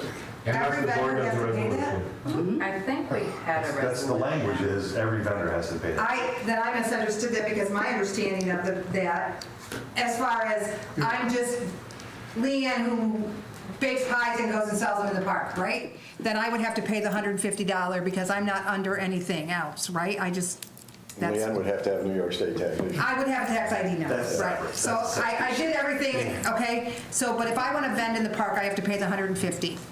But as a organization that's putting on an event, and you have vendors in your event, you, as the sponsor, pay the $150, and the vendors underneath that are not charged $150. That's not how language is. That's not how That's not language is. That would make sense to me. As an That makes organization, sense. I have no problem paying a fee to rent the park, and I have no problem doing all of that. And I would love to be the person that says, I don't even have an issue giving you the names of our vendors. I understand that from a safety perspective, that could be a serious thing where, and I have no problem doing that. But the form, the way that it's written, lends itself to believe that I am, as an organization, I am paying a fee in addition to the vendors that are underneath my organization paying a fee. That's not how I understand it. Plus, they're paying to the organization. Mayor, is that the problem we're trying to solve today? Is the misunderstanding about the vendor law? Well, that's part of it. I think we're trying to come to, this has been going on since long before any of us were here. May I just Yes, you jump may. in quick Go as ahead. someone who has gone through / going through this process? Because these poor dears haven't even started it yet. I feel a little bit like we were the guinea pig, and that's okay, we knew that was coming. What I can say is that even if you check online with like the backdated, this law was not available publicly until June when it was put up on the website. But even if you go on that law, there was no language put into it about how the permit process was going to go, what was going to be expected of someone who was applying for a permit. I'll be honest, the fact that they asked for both liability and property insurance, don't get And it. workers' comp insurance. And workers' comp, which, by the way, the link is not the workers' comp link. It's a different, it takes you to a 404 page, it needs to be fixed. I don't have anything to do with that. Well, I don't know who built the form, but the current form takes you to a 404 page, it doesn't take you to the workers' comp page. All of those things, none of them were put into the law as what was going to be expected for a permit application, including 3 years of employee records. Yeah, I don't Which understand. is, I don't understand I'm going to be that. honest, it's hysterical. I don't understand the age. I don't understand the visible, the Physical description. of the person. The original document also included background checks, but it was not clear if we needed to do our own background checks or if the village was going to be responsible for those. It's my understanding we took All that of out. this, I've been told, needs to be, whatever. It's all learning curve, it's all learning curve. I've also found that there seems to be different expectations, at least for me as a farmer's market, because of the way that the law is written, that farmers have different requirements to them compared to non-farmers. However, according to Ag and Markets, who I consider to be a farmer, is not the same thing as what code enforcement includes as a farmer. Because some of my farmers were told to just turn in the top page and their insurance. And there really needs to be a clear written set of instructions with definitions of what the expectations are so that I don't get told different things and have to ask for a new form like the one that you received, because the original ask was just cross it out on this legal form. And that's not okay for us. We're not comfortable with that. And I'll be honest that in 2023, you guys signed with the town of Pomfret a comprehensive agricultural protection plan. I don't see by asking farmers or an organization that stands to promote farmers, any organization that stands to promote farmers, asking you to pay a fee to promote your local farming community. I mean, I'll be honest, I don't even have $150. I wrote you a check for money we don't have. That's gonna come out of somewhere, don't know where. But you're also an outlier. I want to make that really clear. I understand you're a promoter, you've been doing this. In the agricultural community, your village, I can count maybe one hand the number of towns and villages, and I'm including places like Buffalo and Jamestown and New York City that ask for this from farmers, a permit system. City of Dunkirk asked for not only a permit system, but also $1 million insurance from every vendor. They all do it. That's required from the Farmers Market Federation. Right, and in some years, we've asked for that and been told no. So here's the fight backwards. This has been going on for years. I understand. I've never once been asked for a meeting from the farmers market to talk about this, and yet we've had meetings. We had your entire board here just a month ago. And it was all, well, it went very well. They agreed with it. We took notes, we sent that to, and virtually nothing was done from that point on. Well, clear instructions is why we're here tonight. Good. Because you've refused to come to a couple of meetings that we asked you to come to. Me? So now- In fairness, Yes, in yes. That was like, the we've been same doing day this I got out of surgery, sir. So don't worry about this, okay? Don't worry about it. We're getting Let's not do that, okay? Let's not do that. Can I clear this up? The only obligation that Farmers Market, Festival of Fredonia, and the Great Wednesdays have is to tell their vendors to come to me. They should not be collecting our vendor applications because I'm not getting the right information. And if they did that, everyone goes smooth. But the Farmers Market's collecting the applications, half of them are wrong, half of them aren't giving me the right information, and we've been kind of like overseeing a little bit just to be friendly. But that's not their responsibility. They're right. Their only responsibility is to send them to me, go on our website, download an application. I'll go through the applications with the applicant when they submit them. That's it. There would be no more pushback. Chuck, what we run into is even last Saturday. We already turned it into the two. They person should runs be. that. They should be coming We to turned me. all of our information into that person. So, okay, So I do have one other thing to ask, because we did run in this when we were talking to whomever it was that had come to talk to people. There seemed to be no clear understanding of the difference between the Farmers Market, Festival of Fredonia, and the Farm Festival. My vendors were directed by your employees to go talk to Larry. No, they weren't. Yes, they all came to me asking why. Excuse me, we I'm were not told, making it up. I I'm don't not know trying if to the be police were difficult. with us or not, when we went out on Wednesdays, the first Great Wednesdays, there was 3 liquor sales.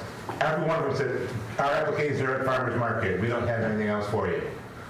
It has nothing to do with Farmers Market. No, it didn't. No. Great Wednesdays is something different. But they didn't do that either, because one of them is on our board. Okay, then my inspector lied. Like, well, you're accusing okay, we me of don't, lying. listen. I got pushed back constantly from the Wednesdays. Okay, that's fine. I'd like you all Gone. to go back to the peddler and solicitor law that's on the books and make sure it's consistent with this law, because it's the exact same thing. And that's been on the books forever. And I pointed it out in 2018 to the board that was here at the time. Be consistent with what's in the peddler and solicitor piece. Otherwise, you don't even need this. You don't need it. You already go through the process with the peddler and solicitor. They have to come and get a license. They have to. I'm not real thrilled with each individual vendor having to pay a fee. Me neither, I didn't understand that, I didn't think If that. that's what's happening, then as far as I'm concerned, they can show up tomorrow, set up in the park and sell any day. This allows Any day. You have a 24 every Flea day in that market park. in Barker 7 days a County. week, they can go out there and sell if That's not what I they're paying this fee. And not just as part of the event. Food trucks right now. You can set up right outside here every day. Yes. There's no restaurant that wants that. We already asked. They don't want that. So you gotta be very careful So with the I think we language. need to take another look at this and maybe change that so that, so we're not throwing a bunch of fees at small vendors who are coming here for one weekend. Resolution from 3 We have 3 festivals. March 2nd, 2026. Resolution from March 2nd, 2026 states, whereas the Village of Fredonia has previously approved the vendor law and now must implement the fees associated with the law, and whereas the fees will be as follows: $150 per vendor. If vending is part of an organization, the organization is responsible for payment of the vendor fee. There's the language. There's the language. This is what we read about online. So that's why I understood that if you're just an individual vendor, you want to come to the park and sell your wares, you pay the $150 fee to come into the village, and that's good for a year, and you can do it whenever you want. But as Festivals of Fredonia, Farmers Market, whatever, right? The organization was paying the $150 one time for your event for every Saturday in the park. For the year. For the year. Yeah. Not every individual vendor had to pay that. Right, but every individual vendor did have to see them. An application. An application, absolutely. Yeah. Application is fine, but not that you have every vendor, that's stupid. We wouldn't even have a farmer's market or a festivals, The problem farm is, festival. keep in mind, Yeah. certain people that don't want to apply are going to tell you one thing, they're going to tell you something, they're going to tell you something. It is very simple. So- From the New York State Fair all the way down to the church, the church festival, there are rules and regulations, both statewide and locally, that have to be adhered to. I'm suggesting that now this is, don't blow up on me, Chuck. I'm suggesting that a committee be formed, a person that you guys want to designate from your organizations, with the committee members who are supposed to represent these organizations, and we sit down so that there is never confusion as to, and we will also have those rules and regulations on our website. If you are a vendor, boom. If you are selling alcohol, boom. If you are doing this, boom.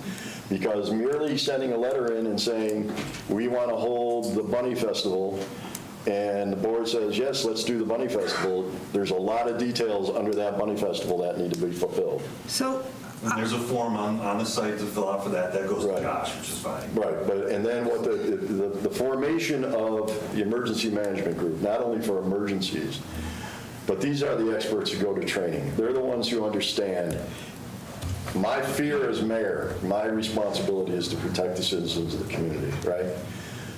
It's not to be fear-mongering, but as somebody pointed out at the last meeting, we didn't expect someone to have a medical issue and drive into a gas station and hit two cars and take out a couple of gas things.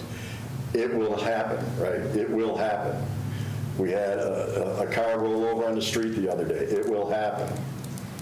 So their job is to make sure that the opportunities for that to happen are limited as much as possible. That's what they get paid to do. I trust them because they're professionals in what they do. They can see things when they look at a map and say, this area is weak, this area is weak, this area is weak. In fairness to you, the village has not had all the equipment that it needs to be able to help block things off or do things that it needs to do. We're in the process of working with Janice and our board and the police and fire to get those things in place, to make sure those things are in place. So I think the thing is we have certain laws that must be abided by. Laws can be amended, correct? We got 100 pages here from dating back to the 1980s. But right now, the police and fire and code are doing what those laws currently say they need to do, right? Ad nauseum. So my peace pipe to everybody is farmers market, Festival Fredonia, Embrace Fredonia, Farm Festival, whatever, all wonderful people. I would love to have something in the park every single weekend. But the idea is, it's not just your responsibility. If you are vended anywhere, vendors know what they're supposed to do. And if they are not asked to do it, they won't do it. Well, then, wouldn't that be your responsibility to follow up on that? We're not the ones putting together the event. we don't know I'm who sorry, the I'm not vendor trying to be is, rude. right? I don't know who the vendors are. Well, they set up a table there, so what he's saying is that they can tell us that they went to do the form and everything that morning, they come and set up. I mean, Well, part of you what never you know, should we're have- volunteers. I know. I mean, Right, and part of what you should have should be the form, a copy of the form that they completed on your file to protect yourselves, right? No matter what it is. Everybody here appreciates everything you guys do. It's exhausting. It is a lot of time. It is for the benefit of this community. But in the same vein, then we get, the different departments have different things that they have to do. They have different communications. DPW is now involved in some things. We put that team together to make events easier for you. But obviously, there's language issue that we're going to have to cross. And I don't mean that in a negative way. I mean, in how you display your language to your promoters, it should be an easy thing, So, right? Mayor, how do Your you- thing should be getting as many vendors as you can, but they have to be vendors that are going to do the best thing for you as well. Yes, So how do you propose that we move forward from this point? just said. Right now, you're in the middle of what you're doing. You're in the middle of what you're doing. Obviously, these are the laws. These laws have to be adhered to with regards to alcohol.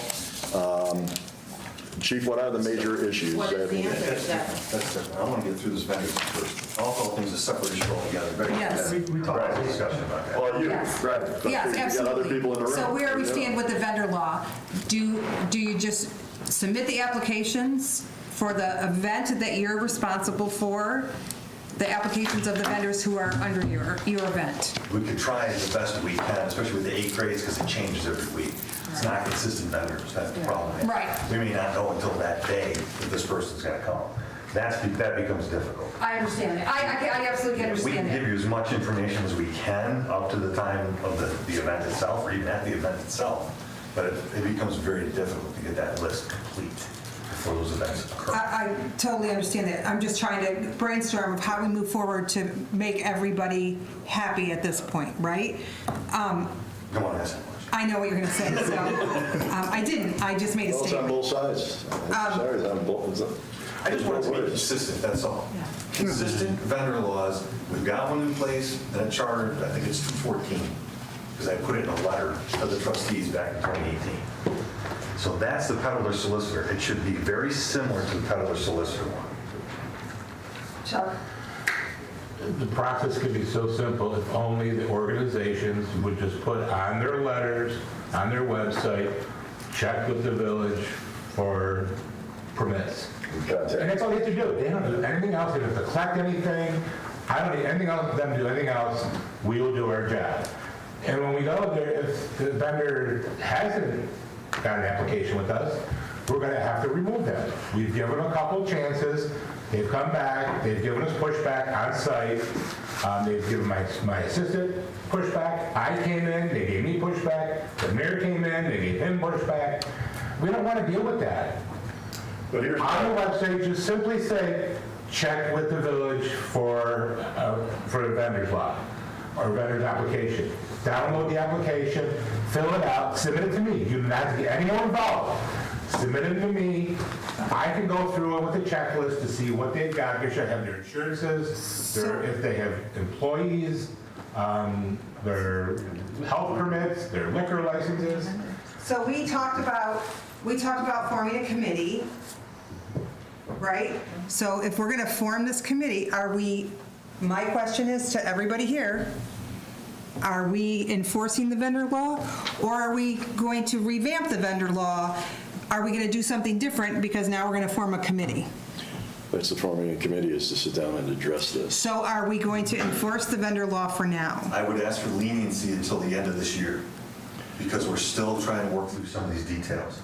And I don't want it to become an adversarial problem like we had 2 weeks ago. I don't either. I don't. Here's one of the, It's very unproductive. here's one of the issues. A Some lot of people, seniors who are genuinely have said to me, but I already turned it into you. They don't, it's taken me almost 30 years to train them to my application. I understand. So they need a little bit of babying. But here's the issue that can solve a lot of this. I've been coming to your events for years, right? Laurel, I've been to the farm festival, and some of these people come every single year. Some of these people come to multiple events, right? So the fact that some may show up or may not show up that day, if they're doing whatever they have to do at the beginning of the summer for your events, you don't have to worry about it again, until the next season. But I think also constant communication between ourselves, especially when we know this season is coming up, right?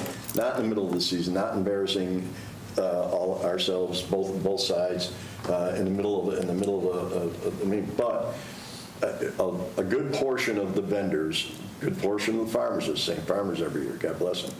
They're coming out. Okay? A good portion of the vendors at our events. For the most part, yours is a little bit different because yours are one-offs. You're there one time a year. That's basically, you guys get a lot of people. Pennsylvania. Yeah, you guys get a lot of people that do the big shows, and most of them know what they're doing. I don't think that's going to happen. To give them kudos, though, for as long as I can remember, they have given us, the market, a space to set up at no cost. Oh, yeah. Which is awesome. And we still have To that, be absolutely. And we appreciate it. So just so we are clear, and they're clear, are we going to, what's done is done, and we're going to work from this point forward? I would still like to see the elimination of the double feeing. Oh, me too. Well, that comes in the committee. What we're worried about right now Right now. is the right now. laws that are on the books and the laws that we have proven that have in our hands from those are the things that we need to abide by on both sides. All right? I'm not talking about, these events are already on their way. I'm talking about a last-minute liquor company or somebody like that coming in to the issue, then go through the process, right? Go through the process. So what I'm saying is if somebody has not gone through the process to this point, where do we stand? That's where I'd ask for a little bit of leniency. So if someone does come in that hasn't done an event with us before, but hasn't quite gotten that form right, we'll get them the form. They can submit the form. If a code enforcement officer comes to get it, they'll at least have the form ready to go.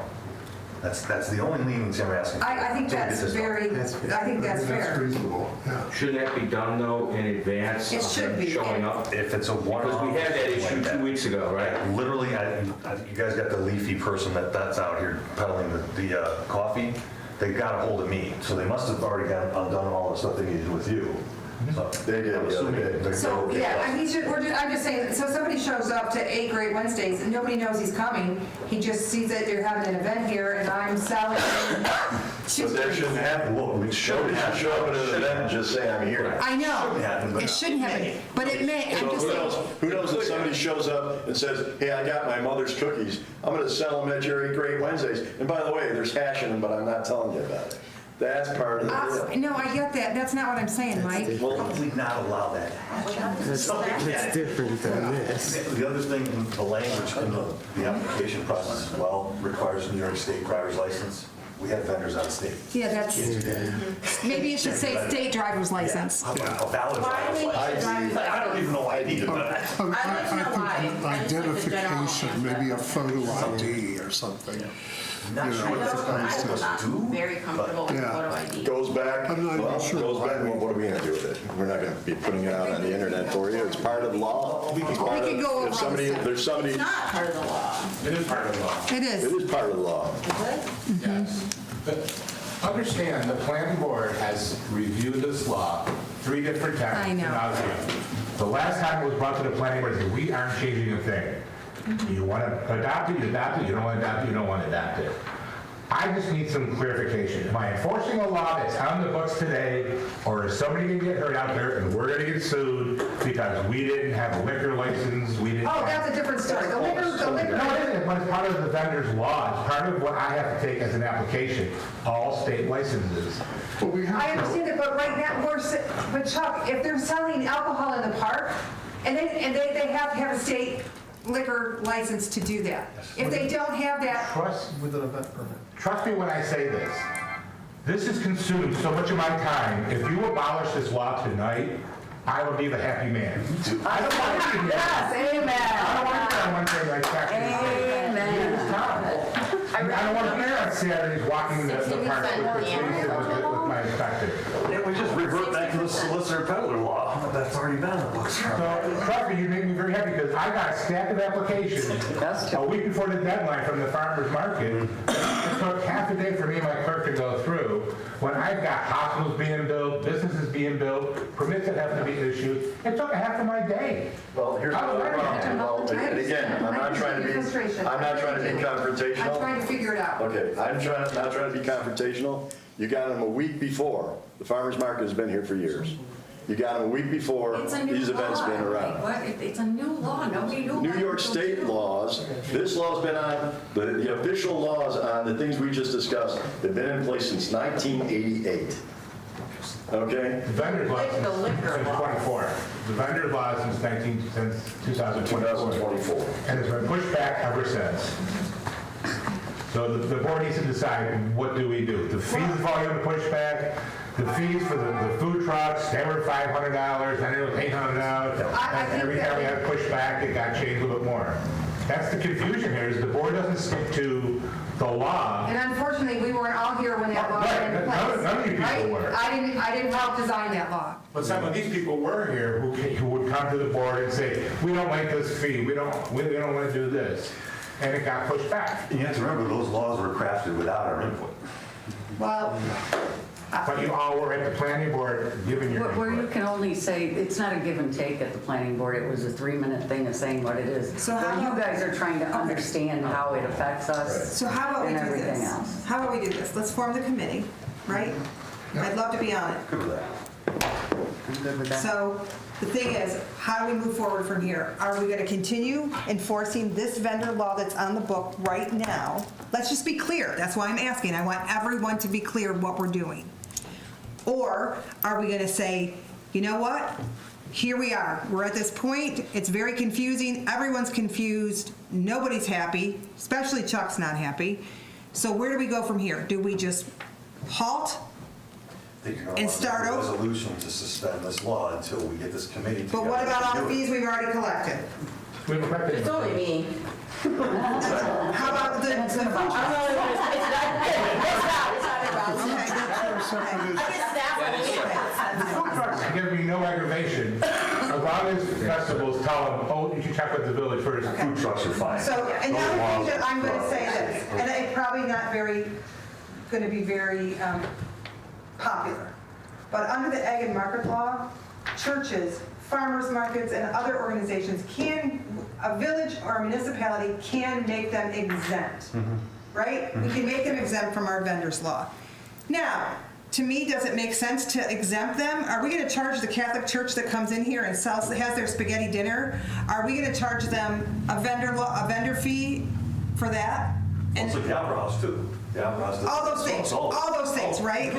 So why, in my opinion, do we treat the farmer's market differently than that? Because under the Ag and Markets Law, they make them all the same. Okay, but it's not just this. You may want to exempt all nonprofits that are doing. But hang on, let me finish. This isn't the only problem. No, I understand The that. problem is parking on the grass, which is, we've said a million times, can't park on the grass. People park on the grass. The police go to try to enforce it, and it turns into a show. Okay? So I'm playing devil's advocate. Please let me play devil's advocate for 10 minutes. Not 10. Most of these, for 5 minutes, most of these groups here take care of their own garbage and things like that. But we have had groups. So the group's done. I got 50 yards of chicken grease all over the street that takes a week to get off. I've got garbage cans all over the place, and we're just supposed to clean it up for free. I'm not saying that. And some of these guys, especially on weekends, it's overtime for DPW. We have laws that are on the books that are legal, binding laws. We can't just say, we're going to lift those for the rest of the summer. So it's not an easy solution, but it's a solution. Let me just point out that in the vendor law, Great, and you can go ahead and do it. in the vendor law, we have this lengthy list of requirements for a license. And then it says, or the board shall adopt by resolution requirements for obtaining a license.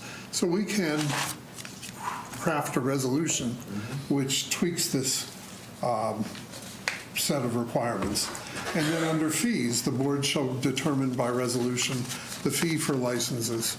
So we can tweak this, and we can tweak restrictions Okay, well, because I wasn't that's in finished. here.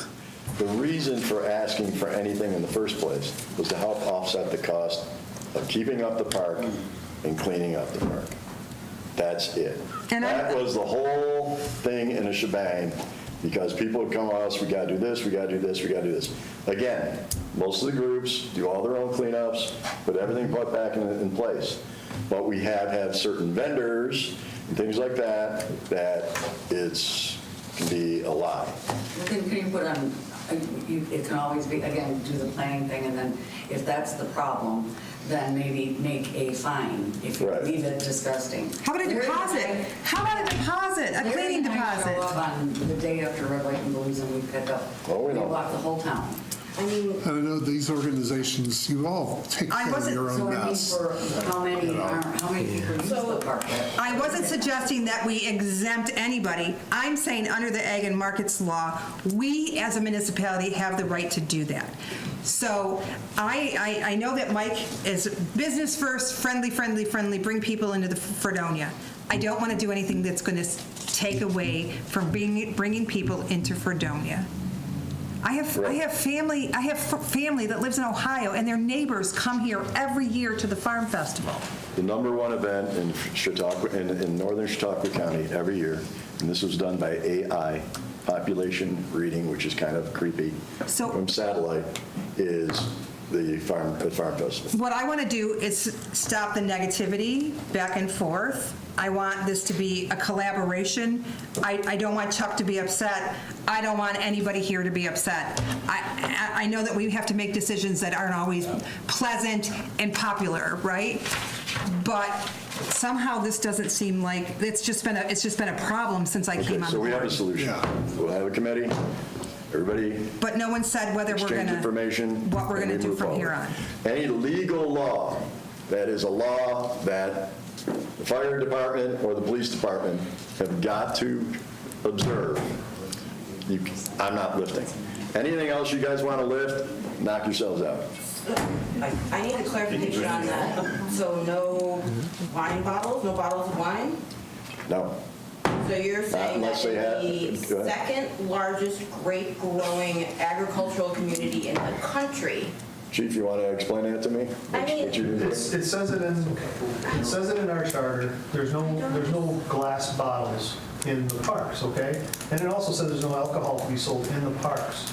So I don't know how to, unless the board wants to draft something that says that, go ahead and do whatever. Can we request for it to be lifted, like in our resolution and our request? Just like we no say containers. please suspend? like the state itself has tried to. It speaks of it in multiple different areas. Now, I don't know why. If you go through our code book, it specifically says in any of the parks except the pavilions for casserole dishes. I mean, All wine casserole dishes? Also says you can bathe in swimming I'm and serious. There's reasons why. So obviously, There better be wine. did a bottle fall and some. I understand that makes a lot of sense. So Glass is breakable. The point of the matter is, I don't care what we end up amending, as long as it doesn't break the law and we all agree to it. That's the key. So if somebody shows up, again, I understand what everybody goes through. Somebody shows up and says, here, I represent company ABC, and I'm going to be selling 4 packs of gin and tonic or 8 packs of gin and tonic. You better have everything that the state requires you to have. Absolutely. Can I ask, is it glass? Well, Any I just want to clarify that on behalf of the Farm glass. Festival and a relatively new co-chair of the Farm Festival. We've only done this for a couple of years. I'm not trying to argue or tell you that any of the laws are incorrect. I have spoken extensively with Chief Myers over the last week regarding safety and street closures to make sure that we understand and that we are in compliance. I have no issue speaking with Chuck on understanding all of it. I want to follow the rules and I want to make sure that we are in compliance.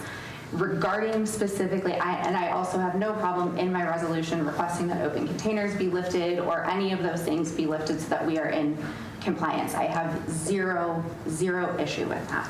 Right. In regards to the vendors, and when I say vendors, I am referring to like my crocheted pot holders and my wreath people and, you know, the Susie's socks and all of those things.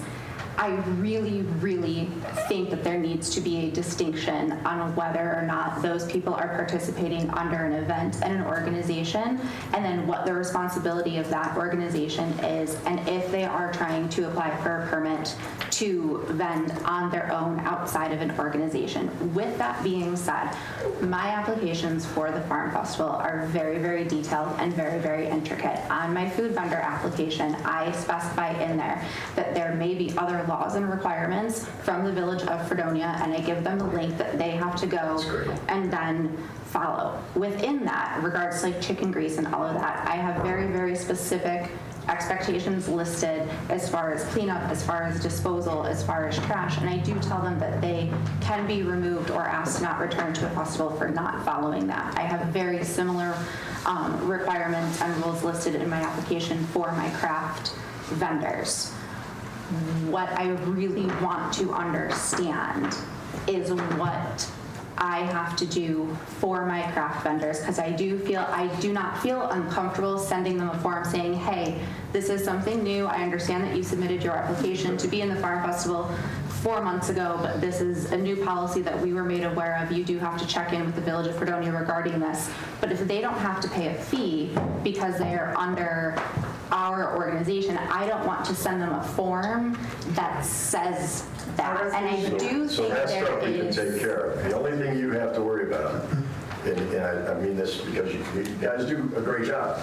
The only thing you have to worry, there's no organization, there's no rule that you can make up or you can make up that can circumvent law, legal, law enforcement, can circumvent fire, can circumvent, or can circumvent New York State sales tax. Because again, I understand, so that's what I mean. You can't say, well, I'm not saying you. I'm saying Mike Ferguson's doing rubber stamp collectors fair, right? I can't turn around and say, well, me, you're just dealing with me. Don't worry about all this other stuff. It's sort of your responsibility to a certain extent just to make sure that they have, to put on your stuff, and then they go to Chuck. You got your New York State sales license, yes. You have a license to sell alcohol in New York State, yes. You have them to display. That's what they're looking for when they. But Mayor, the application asks for a lot more than that. It's asking what they look like, how old they are. Understood, that's what we're saying. And it's not particularly friendly. From the responsibilities of the promoter, okay? And I'm not saying these promoters, but a promoter can't come downtown and say, hey, I'm the big circus tent promoter, and don't worry about licensures, and don't worry, you don't need your New York State, you can't do that. And I'm not saying anybody does. Any promoter putting out a thing, your vendors must have a New York State sales tax license. Can I answer you? Sure. So, as far as I'm understanding, the resolution that we passed here is that the Farm Festival pays the $150, and all those vendors are underneath that $150 umbrella. Nobody else pays the fee. That's the resolution we passed. Is there? But you know what, at this point, until things get done, make sure you're following his laws in New York State. And if you need a copy of what those are, that's your guy. What does that mean? Your vendors go to him. It's not clear. You're going to collect, they're already doing it. You're going to collect $150 from events that are already 6 weeks into it? I mean, come on. We're not going to be able to do USDA that. says stuff has to be in glass. Like, what do I do about that? No glass in the park. No glass, no fire. That's So ridiculous. I would tell every You guys single have vendor to they craft a have to come. resolution Wait a to get rid of minute. that. Let's work this through. Maybe we can have an exemption of that for the farmers market. Oh. We'll make an It's changed. we can make an exemption of that for the farmers So that's the market. thing, so your answer is we can adjust that. Yeah. That's fine. So I don't think, Some of that would be in glass. I don't think that the difference is that the event pays the vendor fee. Everybody that's in that event doesn't pay the fee, only one-time fee, okay? What information do I have to collect from my vendors that I would have to submit to? None. None. Send them. You gotta do is send them there. But, Please. and that is fine. I will include that. I will email everybody. But come day of, is there a way that Chuck can if I send him a form and say, have these people submitted it? Like, I don't want to run the risk that come Friday afternoon, Chuck walks around and I lose half of my vendors. As long as they've gone on our website, downloaded the application, given me everything that's on that application, unless they talk to me first, you shouldn't have a problem. And yes, we will be there Friday, walking through the park to make sure Well, that that's fine. I would just like everybody's a checks and balance, like I can, what vendors do I need to remind? Like I have 80-something I vendors. think that we have a couple weeks until the Farm Festival. A two-sheet form or something like that is what she's saying. Right. Chuck keeps a copy, she gets a copy. The vendor Yes. has a copy. Everybody has a copy. Vendor's a deadline of 2 weeks before, and then You know what? him 2 weeks. You just ask for a I copy. will, but how many people are going to do that? Just ask for a copy. If they have vended anywhere, any event like yours, they've We'll done make it. an exemption for glass during a festival or whatever, right? I mean, I've issued food truck permits the day of. No, I know. Which is very inconvenient for me, because now I gotta pull all this money. But I've actually been here because we're closed that day. My office is actually working that day just to get the food trucks in. And I do, So I don't have any of your emails. I'll give them to you. I'm Trustee Lazzaroni on the website. If you just want to email me, somebody wants to email me all of your information, and then we can, Email you the applications that we have our vendors fill out that require them to have their New York State. that we can find a time to have a meeting, Appropriate licensing. please. Okay. I think we should also continue on with the idea of having a committee. Yes. So That's what that I'm we talking can about. have select people on, the village side and the event side, and then when we're going to meet. And That's what I was- Our objectives, what's going to be on the agenda. So that's something we need to be thinking about or doing now. Yes, that's why I want to ask for their information, so that Okay. we can, I'll start emailing. I and have, we'll- I have everybody's email, so I can take care of it. You want to send We it? need to initiate that. Yes, ASAP. exactly. And I'll keep you guys all looped in what, and then we can kind of So will brainstorm. you take kind of the chair position for that? If you want me committee? to, I just want to move it along. Yeah, why don't you push it along and we'll jump in. Okay. So while everyone's in one room, I do want to. What's that? This is a separate conversation compared to that form that leads to a resolution of you may do this, may not do. I just want everyone to understand that. Yeah. I understand we're working through this, but come Wednesday, I'm just picking on you, come Wednesday, we can't have cars parked along, because that was a resolution that everyone, does anyone want to talk about that for a second, or is everyone okay? Park to the lawn, right. Road closures, lawn parking, what am I missing? The stuff that we have to do with, permits have nothing to do with me, I have to care less about. But I care about public safety, he cares about public safety, so that's what feeds our recommendation to the board, and that's what feeds that, resolution. I just want to make sure we're all, I'm standing to my back here. I'm not We're trying on to the be same, we're on the same I'll bring page. it home. I've made it very clear to my vendors they're not to be on the lawn. Those who do it, you are welcome to go after them. That being said, I need equality. And I need you to be doing the same thing for who. For I don't want to cause trouble, but a cop showed up at the market about a month ago, threatened to arrest a vendor, and then left. Arrest him why? Because he was loading and unloading in the section between the sidewalk and the He's curb. gonna get a parking ticket. No, he told me to put cuffs on him. And then left Gus there for 4 hours. Like that happened, and they were, and again, like, I told them, I'll tell you, he's not gonna go up there no more. You know what? I'm not trying to cause trouble, but they need to see that you're gonna be equal in how you enforce it, because to tell you that it creates bad blood to watch that is like the understatement of the century. So is there a violation happening right now within the park? No, he's got a vendor's permit, he's paid for it. He pulls his truck up next to a no parking sign. Okay, It's directly underneath it. okay. What, during the whole event? He's usually there for about 3 hours every Then Saturday. we'll throw a parking ticket on it. Please, you guys could buy so many new cars.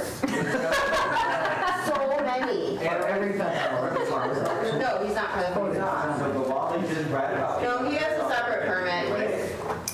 But I just. He's not illegal. Okay. in order to- we have to- I'm just saying, I'm on the page with you. Do you have anything else, Street, to wrap this up? No, I'm not going to speak for them, but this emergency management committee, that's our intent, to have our recommendations to the board of, I don't care what the event is, that we're consistent, so we're following you. My advice would be take those onesies offline almost and let us try to help you, right? And so, like, we approved somebody's permit to do something, but we said, but you can't do this part. We need more information about this part. And they came in and had the event anyway and never dealt with this part, right? Right. That's the frustrating thing for us. Like, yeah, we'll approve this much, but we need more information on this because of the public safety portion of it, right? So that, and I'm not saying it's you guys, because I'm not, but it wasn't. But it's frustrating for them. They're just trying to do the job that we asked them to do. And I think we can maybe come to some kind of terms that are satisfied for everybody. Okay, so we've agreed to form the committee. We've agreed at this point, if we haven't collected the dollars at this point with some folks. Your summer's half over at this point. But it's also improved communications, address these issues. We can't do anything that's going to break the law. Not necessarily just, we can revise the village laws. I'm talking about the laws of law enforcement and laws of New York State. Okay? Thank you for your time. I understand this has been an incredibly long meeting, but hopefully you got to hear a lot about us. But keep in contact with us as well. Any questions, reach out to us. You can reach out to me. You can reach out to any of the board members. Tim hasn't been assigned too much yet. We can dump it on him for. Yes, please, reach out to me. We'll get Nice going. to meet you. Thanks for coming. Thank you, guys. Thank you. Thanks a lot. Thanks for your time. All right, I still have something. Well, we got to vote for this thing, and then we got our list of things, and we got the culvert and a couple other things real quick. The Town of Pomfret edition of Sewer District Number 6. Is that the resolution? That's the resolution. Thank you very much. Thank you.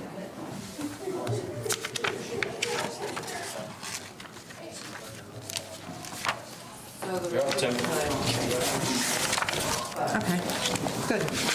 I'm good. Want to read it? Who's reading it? Who's seconding it? You want to read it? Sure.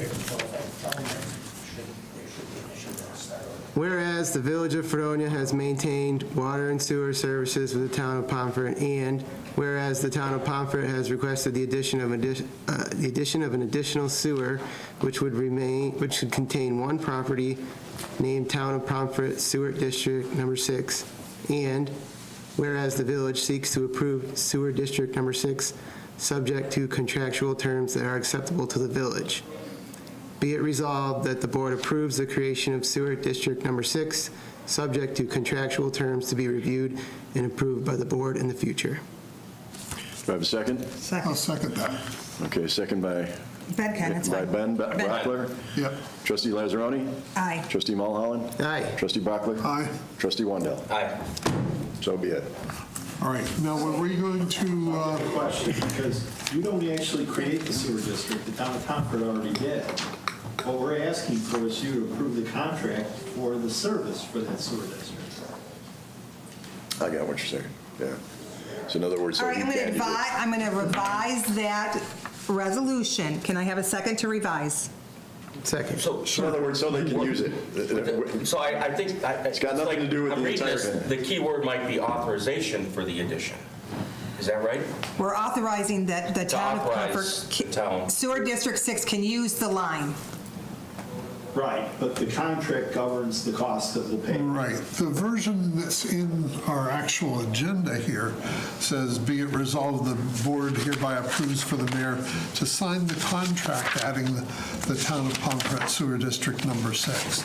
I So- think the issue was that we didn't want to move forward with the agreeing to the sewer district's, The extensions. the extension at this But point. that's actually resolution number 7 is the Right. extension.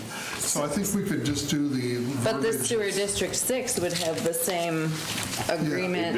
They'd still be under what's currently in place. It says, Right, and whereas that's- this district we're would still contain contractually- all the we're not- same language as the current sewer districts and is attached.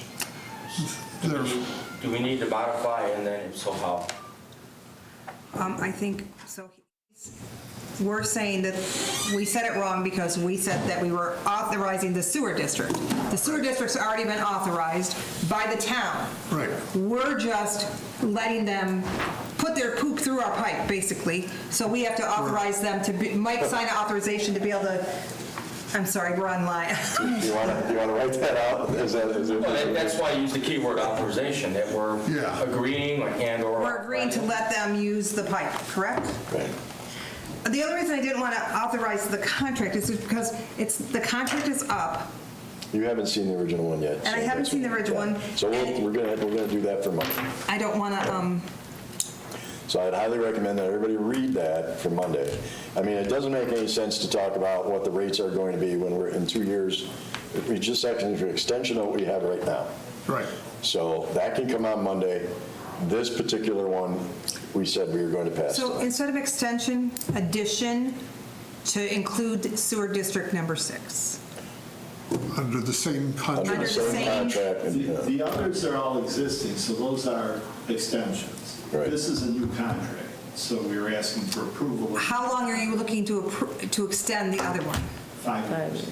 I don't want to do it 5 years. I want to, I'll approve it tonight if we extend it for a year. I don't want to go to 5 years. I want to look and see what we're doing, what our rates are, what, everything. And the we're town going is to saying it would only extend be the- for 2 years. But we're talking about sewer for this one. Talking about sewer. Sewer, they're going to be our sewer. Okay. They will be our sewer Talking about customer, doing even the though we're on extension of the that. contract Okay. tonight. We're going to have time to look at the. Right, I'm saying, if he wants, if the mayor would like us to approve this, I'm fine with approving the extension for 1 year, not for 5, for 1 year, and have that included in the sewer district number 6. So Included your in the reasoning extension. so you have time to look at it, so if you want to extend it to 3 years or 5 years, you can do it at that time. We might extend it 40 years. Right. I just want time to look at the rates, all the things that we're doing, right? So if we read the resolution that's in there and state 1 year from whatever date to whatever date. Right, that's all I'm saying, is that I want time to look at the contract, and let's look at it as a new board, So and, basically, you want to amend the contract for a 1-year term instead of 5 years. yes. And extend it for 1 year. Okay, I like that. For both water and sewer?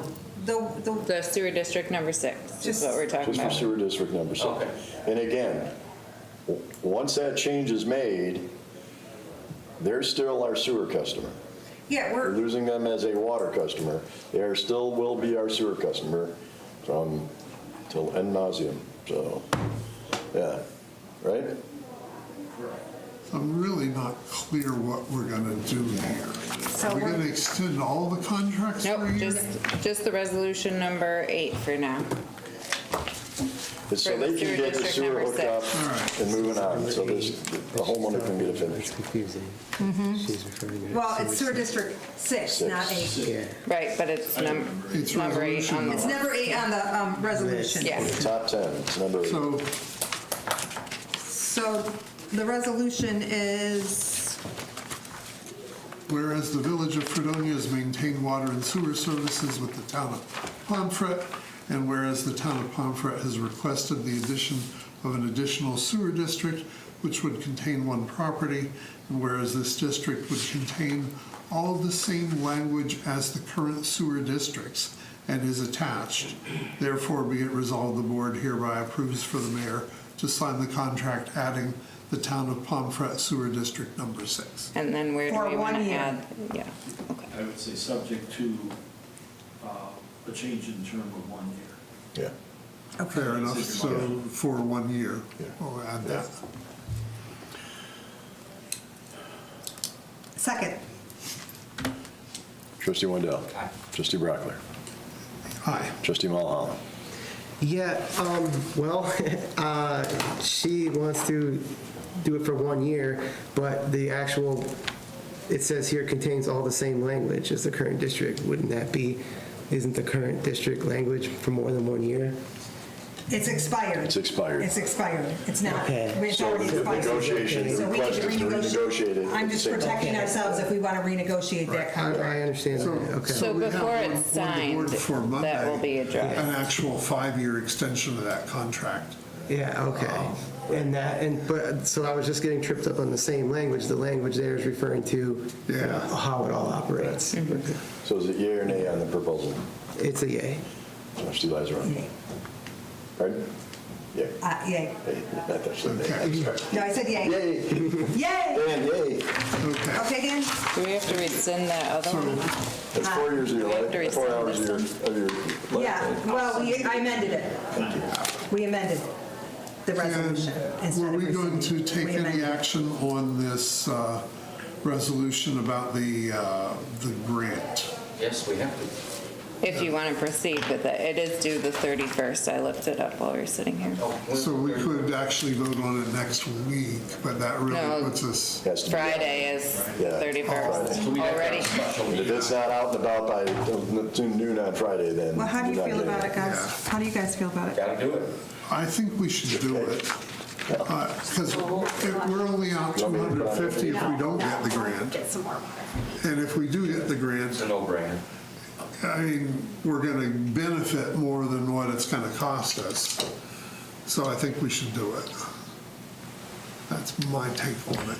We have a motion to approve. I don't think that's clear, though, in the language here.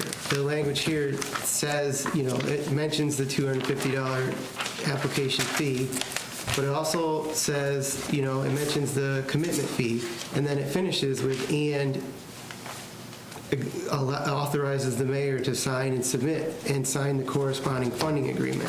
So we're not just agreeing to allow the mayor and team to submit the application, we're authorizing them to sign the corresponding funding agreement. Yeah. That is what that says. And that's where I get caught up on it. Could we strike the funding agreement portion until we see if we have a actual grant? I would say to get rid of the execution portion because we don't we don't want to proceed until we know that we actually want to proceed if we receive the award. So we could. And I'm going to imagine if you eliminate that. Strike everything after grant application. I don't know, Labella sent this, so. Well, keep in mind, if you strike something that is either owned by the state, then you're automatically disqualified. I mean, this is a company that does this all over the world. They are managing this project for us. We have been notified that we have almost $20 million assigned to this contract. Assigned to this project. We've got about another 15 out there that is yet to be determined whether we're getting it or not. Right. So this is part of a I believe you're saying that if we modify any wording in this existing resolution, it could disqualify us in the application. If it's the language that's on the resolution. If it's on what has to go to Albany or New York. Because if you alter that, they're going to say you altered the terms, forget it. I'd be okay with it. I understand all sides, but we need to be careful here. Of course you do. Well, I don't like guessing. Well, it's a 1% until you know that you're going to get a So if project. there's a 1% of nothing is nothing. So if they don't give us a grant, we owe nothing. And again, you can turn it down. Right. But the point of the matter is, this is part of the overall project which was approved.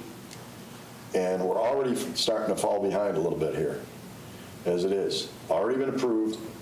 We've got our letters of acceptance, right, on these grants for some of the, we've got approved for. The two of them. Yeah. So the two of them right now, we're waiting on the other one that just came from for the 1 point whatever. So the ones that we already got, that they say that we've been approved for, when does the funding start? That was one of our discussions. Up next was the North County. That contract has to be signed before we can get any funding. Before we can get anything. Right. So I was just looking Allison for- Bento was sending me a draft based on the first meeting I had with them, which was very basic. So I think we should call a special meeting of the board to discuss the North County Water District contract, because you need everybody's input in on it. It's not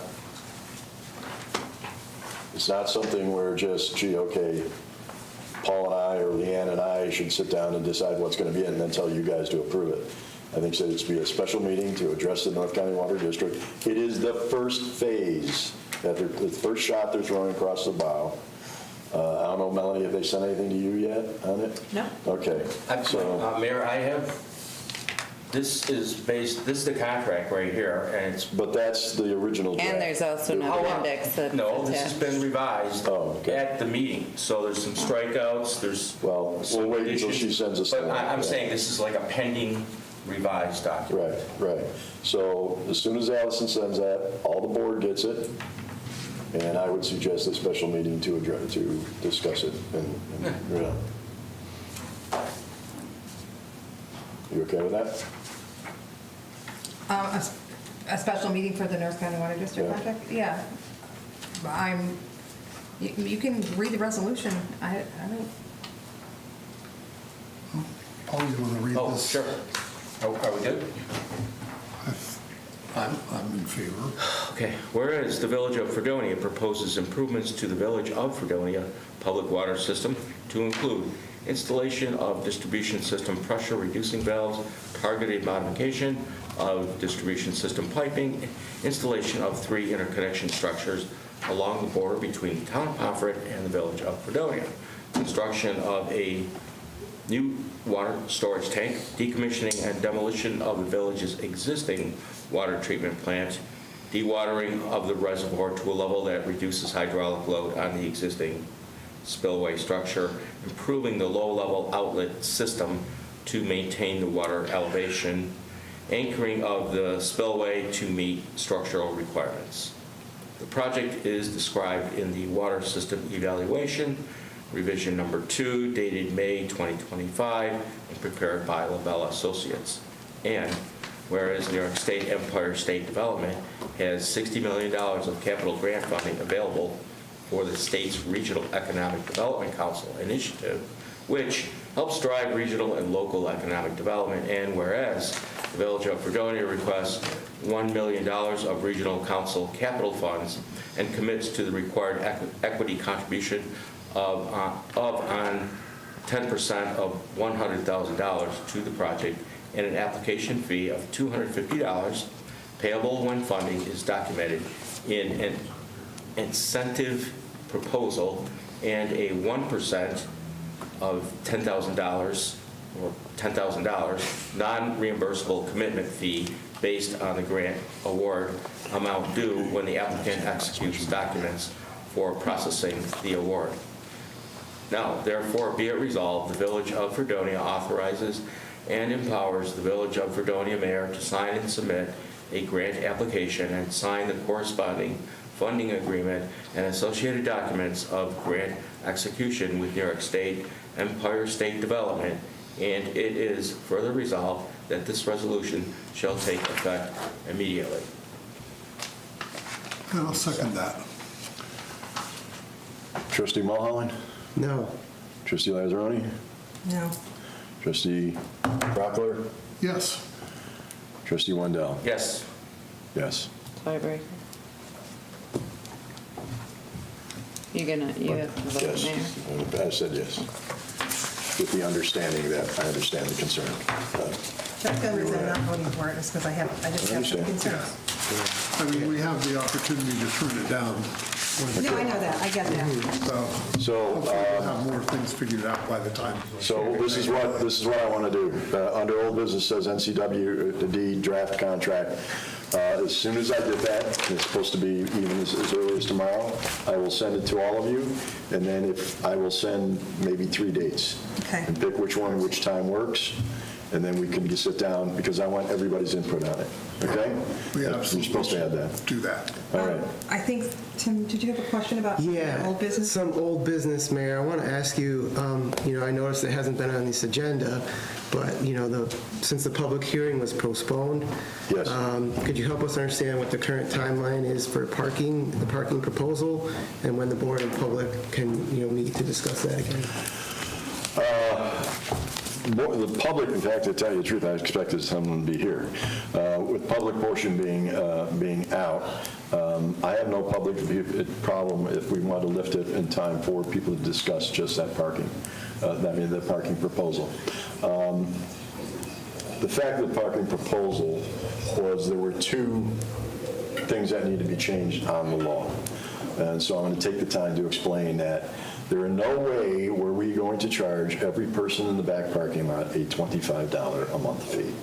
Okay? It was merely because we have had people who leave their cars there, some of them filled with junk, some of them filled with stuff they couldn't fit in their apartments.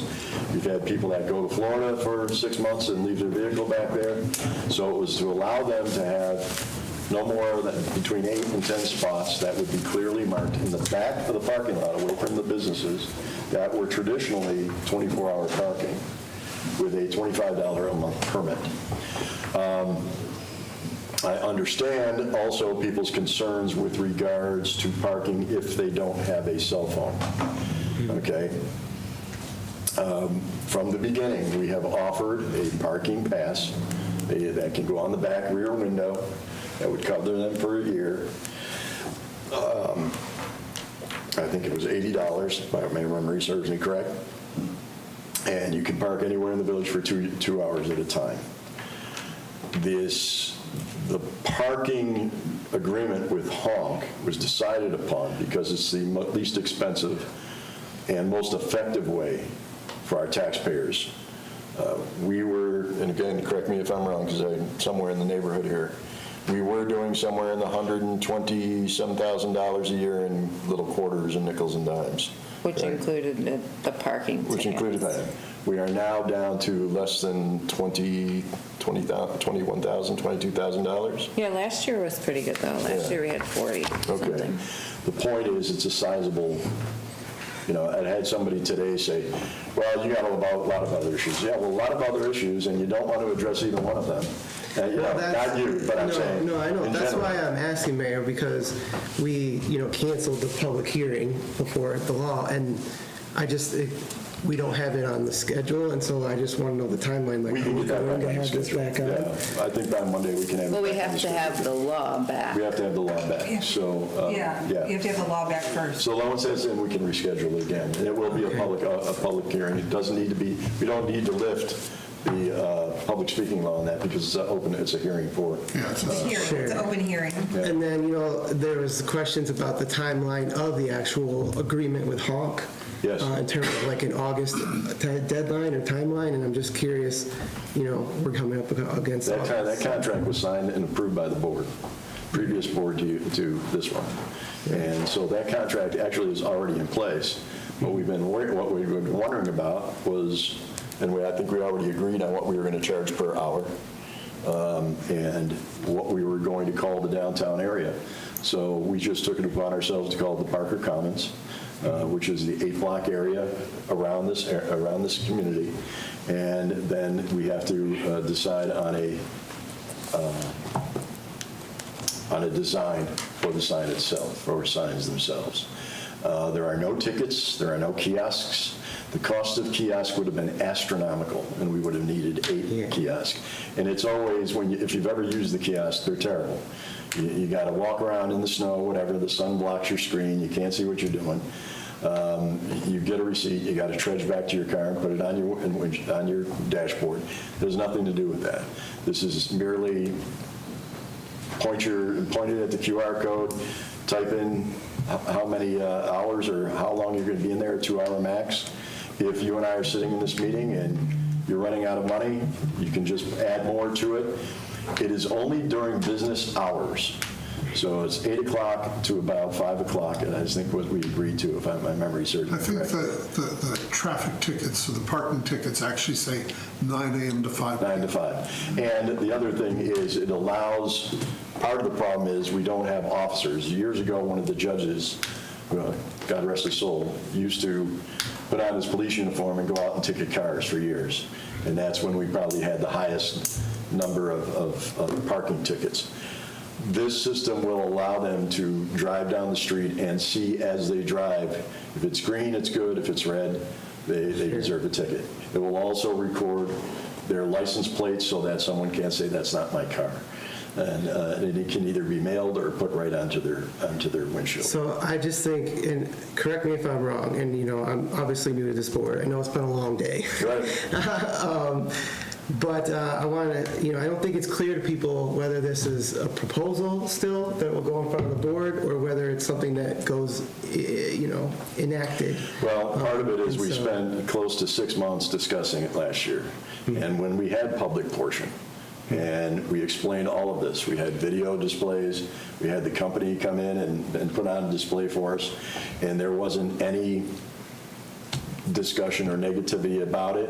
And then all of a sudden, the article came out with inaccurate information on it, and now we're destroying the downtown core. There has always been paid parking downtown.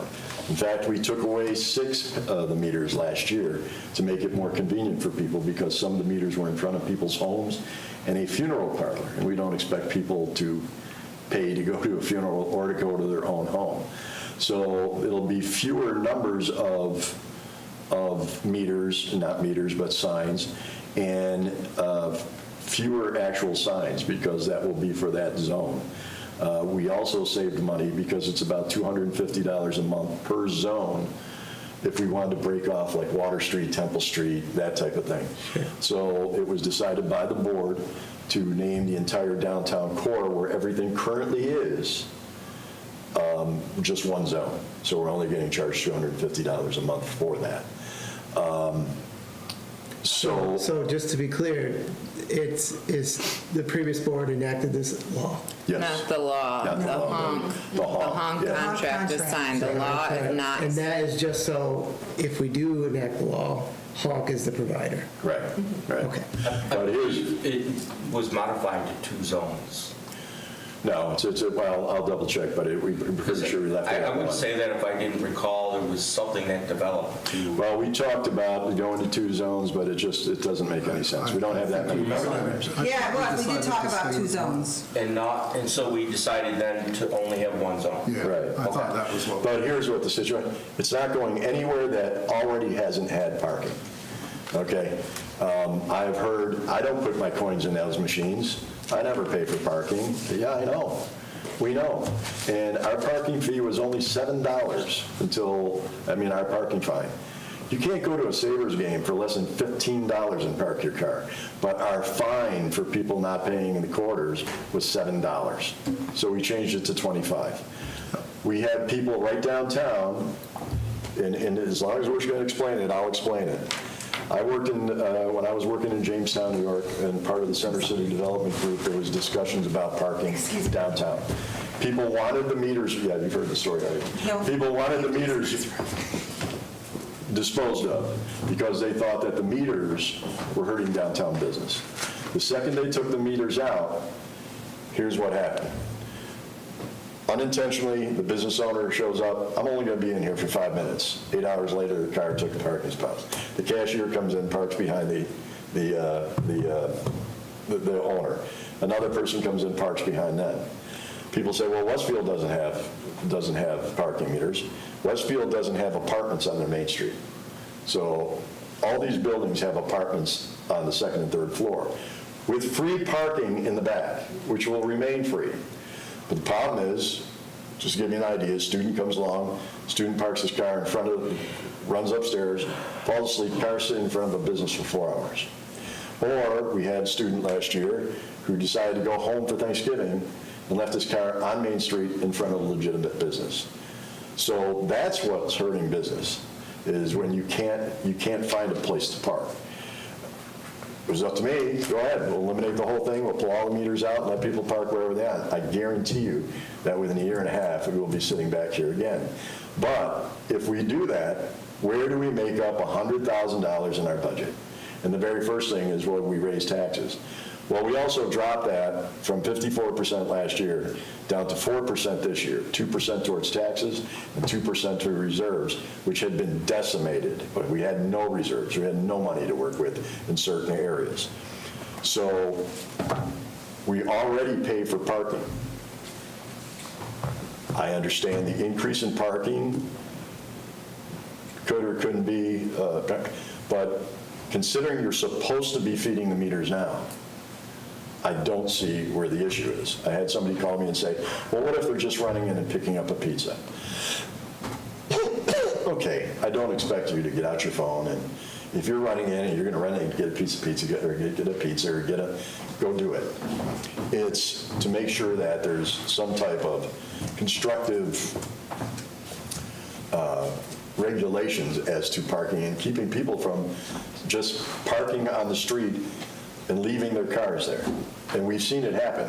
In fact, Jamestown went back to metered parking and gave some 5-minute parking spaces in each block.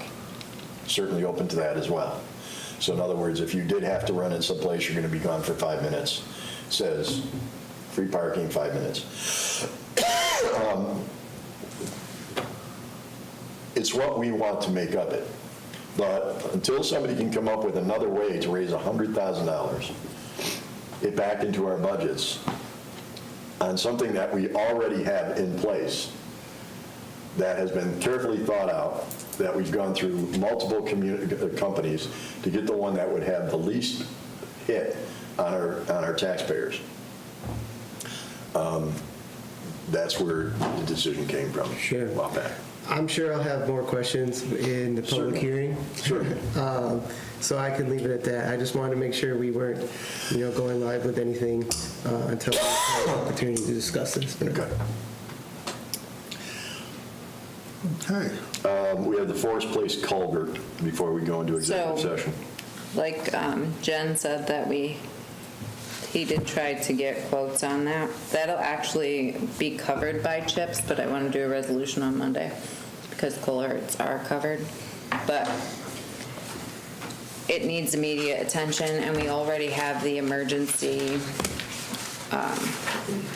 state of emergency in effect for the water because of infrastructure. So we would be able to push it through using just St. George. Just but one. he did attempt to get more quotes, and he just couldn't. And then I also I passed out the that pickup truck information. That's the one that we discussed last week, right? Yep, so that's just the quote, and I just wanted to get that on for a resolution for Monday, but I wanted you all to see it because that's going to be CHIPS funding also. Okay. Now, we already have a dump truck plow truck. Yes. That's also CHIPS funding, and that's moving forward, but it's going to be a while till we actually see the truck. Yeah. Right, yes. But we also discussed about the possibility of when future vehicles are needed. I don't think you can, I think Chief said that they may have some like DPW-style vehicles for lease. Except that we can't use CHIPS funds. But we can't use CHIPS funds for those.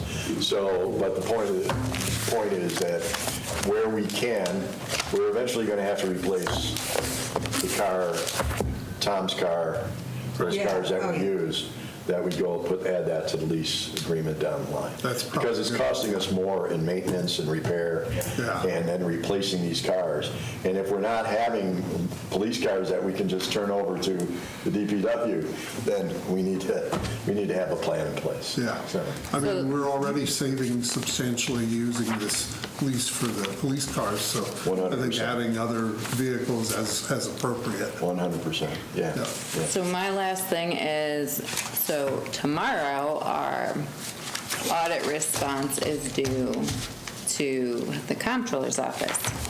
So the one packet I gave you that says unit name, Village of Fredonia Financial Commission at the top, I would like for everyone to read through that and then email me any suggestion, or email the whole board, I guess, include everyone, any suggestions you have. I also included what we're responding to, so you have both. Didn't I respond to the state on those already? We had to come up with another plan. A different one, okay. So we had 90 days. This is the action plan. Yeah. All right. Do we need to read this? You guys submit this tomorrow? I'm going to submit it tomorrow, so if you guys could email me within early or morning sometime, I can do it in the afternoon. I just have to send an email with it on there, so. Okay, while we're talking about that real quick, because I know it does come up as a topic on the streets quite a bit, the Napoli report was done 2/3 of the way through my first year, correct? Is that right? First year in office was when they were here for about 6 months, and was completed about almost a year ago. So the suggestions that were made, Alyssa and I, but Alyssa's the one who fleshes it all out, had already put those suggestions into play at the end of our first budget, and they were all in this year's budget. which we're not going to get into right now, but I want to thank Alyssa because this year's report on our budget, now that it is closed, is much better than it was last year, which shows two things. Our department heads are being incredibly responsible. Alyssa and the board are holding them to what we agreed to with regards to the budget. So my point is this. What was put out in the paper was already almost a year and a half old by the time it reached the paper. Those suggestions have been implemented, and I think when you go from a 54% tax increase down to essentially a 2% tax increase in 1 year, shows that our staffs are being fiscally responsible, that we are being fiscally responsible, and Alyssa is doing not only her job, but an exceptional job in maintaining our expenses. So I want to go on record to say that, because before you make your comments on it. Okay, go ahead. Can I make a motion that we go into executive session? I have one question. Do you want, is Tim supposed to comment? He's only been here 2 weeks. He can absolutely, if you want to comment. you want to comment? Or if you Please have a question, please. About this audit report? Yeah. Oh, yeah, definitely question that, but I would just like if you could submit this to me electronically. Absolutely. I like to. But my think point in that being that way. he wasn't on at the time of this, is he required to? So the whole board, the board has to agree to submit this, so yes, Okay, he well, has to comment I something. guess we got to get it to Christine tonight. Well, if we have a If we have a, majority at this point. You're fine, yeah. Okay, yeah, we have to have a quorum Yep. of majority of the board. okay. Well, you weren't here, you weren't here, you weren't here. No, but So I know, and I've I know been what you're saying. working. I agree with it, I agree with it. I think No, I think it's very, I was reading it during, I think you did it, I think it's, Yeah. the plan that I'm we have in already place in favor now, of it. it I- makes I read sense. through It's working, Yeah. it's Yeah. working. And that's pretty much what I'm going to say, is that the plan is working, the plan was implemented in the past two budgets, and that I think this year's results reflect that. So what, do we need to comment to you, or you're just going to submit it? So if you have nothing to comment. Okay. If you have no changes, nothing, just tell me that, but just say you approve of it as is or whatever, Okay, I'll send something that along those email. lines. Okay, all right. Before 12 noon? That would be great. Just send us, will you And send I'll it to send us it all this evening, electronically? yes. And then we can comment back? Okay. Can we have a motion to end this meeting? We should go into executive session, and then we'll end the meeting when we come out. However, I have Right. something I want to bring up quickly, in respect, because it's a long meeting, because I didn't really have an opportunity. It's kind of under new business. We need committee assignments, right? That needs to Or be revised, revised. yeah. Yeah, they do need to be revised. So I want to make I'll that. have those for Monday. Okay. Yeah. And then the second thing is, this may get into more extensive conversation, but I don't necessarily want to go there completely right now, but I've had complaints about RJP and a lot of the mess that's being left there, and there's recent... About where? RJP, Russell Joy Park. Oh, okay. And I speak in acronym, sorry, but there's been vandalism in the bathrooms, which Yes. I think most of us are aware of. And this is not a new problem. No. We've had this problem. Yeah. But we just need to address some of this. Which is And I think we just did when we said that if somebody's not, there's not a party there, there's not a event He's- there, everything should be locked. is that- And that's I mean, how we did it before when we were having lots of Okay, issues. all right, so that would answer that question, but The other cameras, why aren't the cameras still on? And I can tell you why. We have cameras in both parks. Because DFT sold the 'Cause now we have- contracts to Doyle, and Doyle shut them off without letting us know that they shut them off. And now So we have to. now, that would require another contract with Doyle, or an amendment to whatever we have with Doyle. So I think we need to address that, because those cameras are important. Also, no surprise that we have people living in the ones down here. Once you get behind that wall, nobody can see you. So it's a little bit different than the ones in Russell Joy Park. But it is an issue for sure. that's it. Thank you, Paul. Is there a thing on Russell Joy Park or any of our parks that say, no admittance after dark I or think whatever? so. Park closes. Yeah. 10 Okay, p.m. okay, Park that's what I want to closes. know. All right. We do have mostly in the upper area because you have basketball players and you have pickleball players and you have tennis players that need the bathrooms. Yeah. So, but those are up and above in the main parking lot area. So they're really not, they're pretty hard to vandalize, although they have been vandalized. The ones that were getting the most damage were down in the bowl. And we do have a no camping in the parks law. Okay. It's in the park law that you actually have a Right, copy right. of in your packet right now. So, It says you cannot camp in the parks. all right, Make a motion, we go into executive session to consult with our attorney. second on this? Second, Trustee Brockler? Aye. Trustee Wendell? Aye. Trustee Mulholland? Aye. Trustee Lazzaroni? Aye. Thank you. Executive session, Chip, can you shut down, please?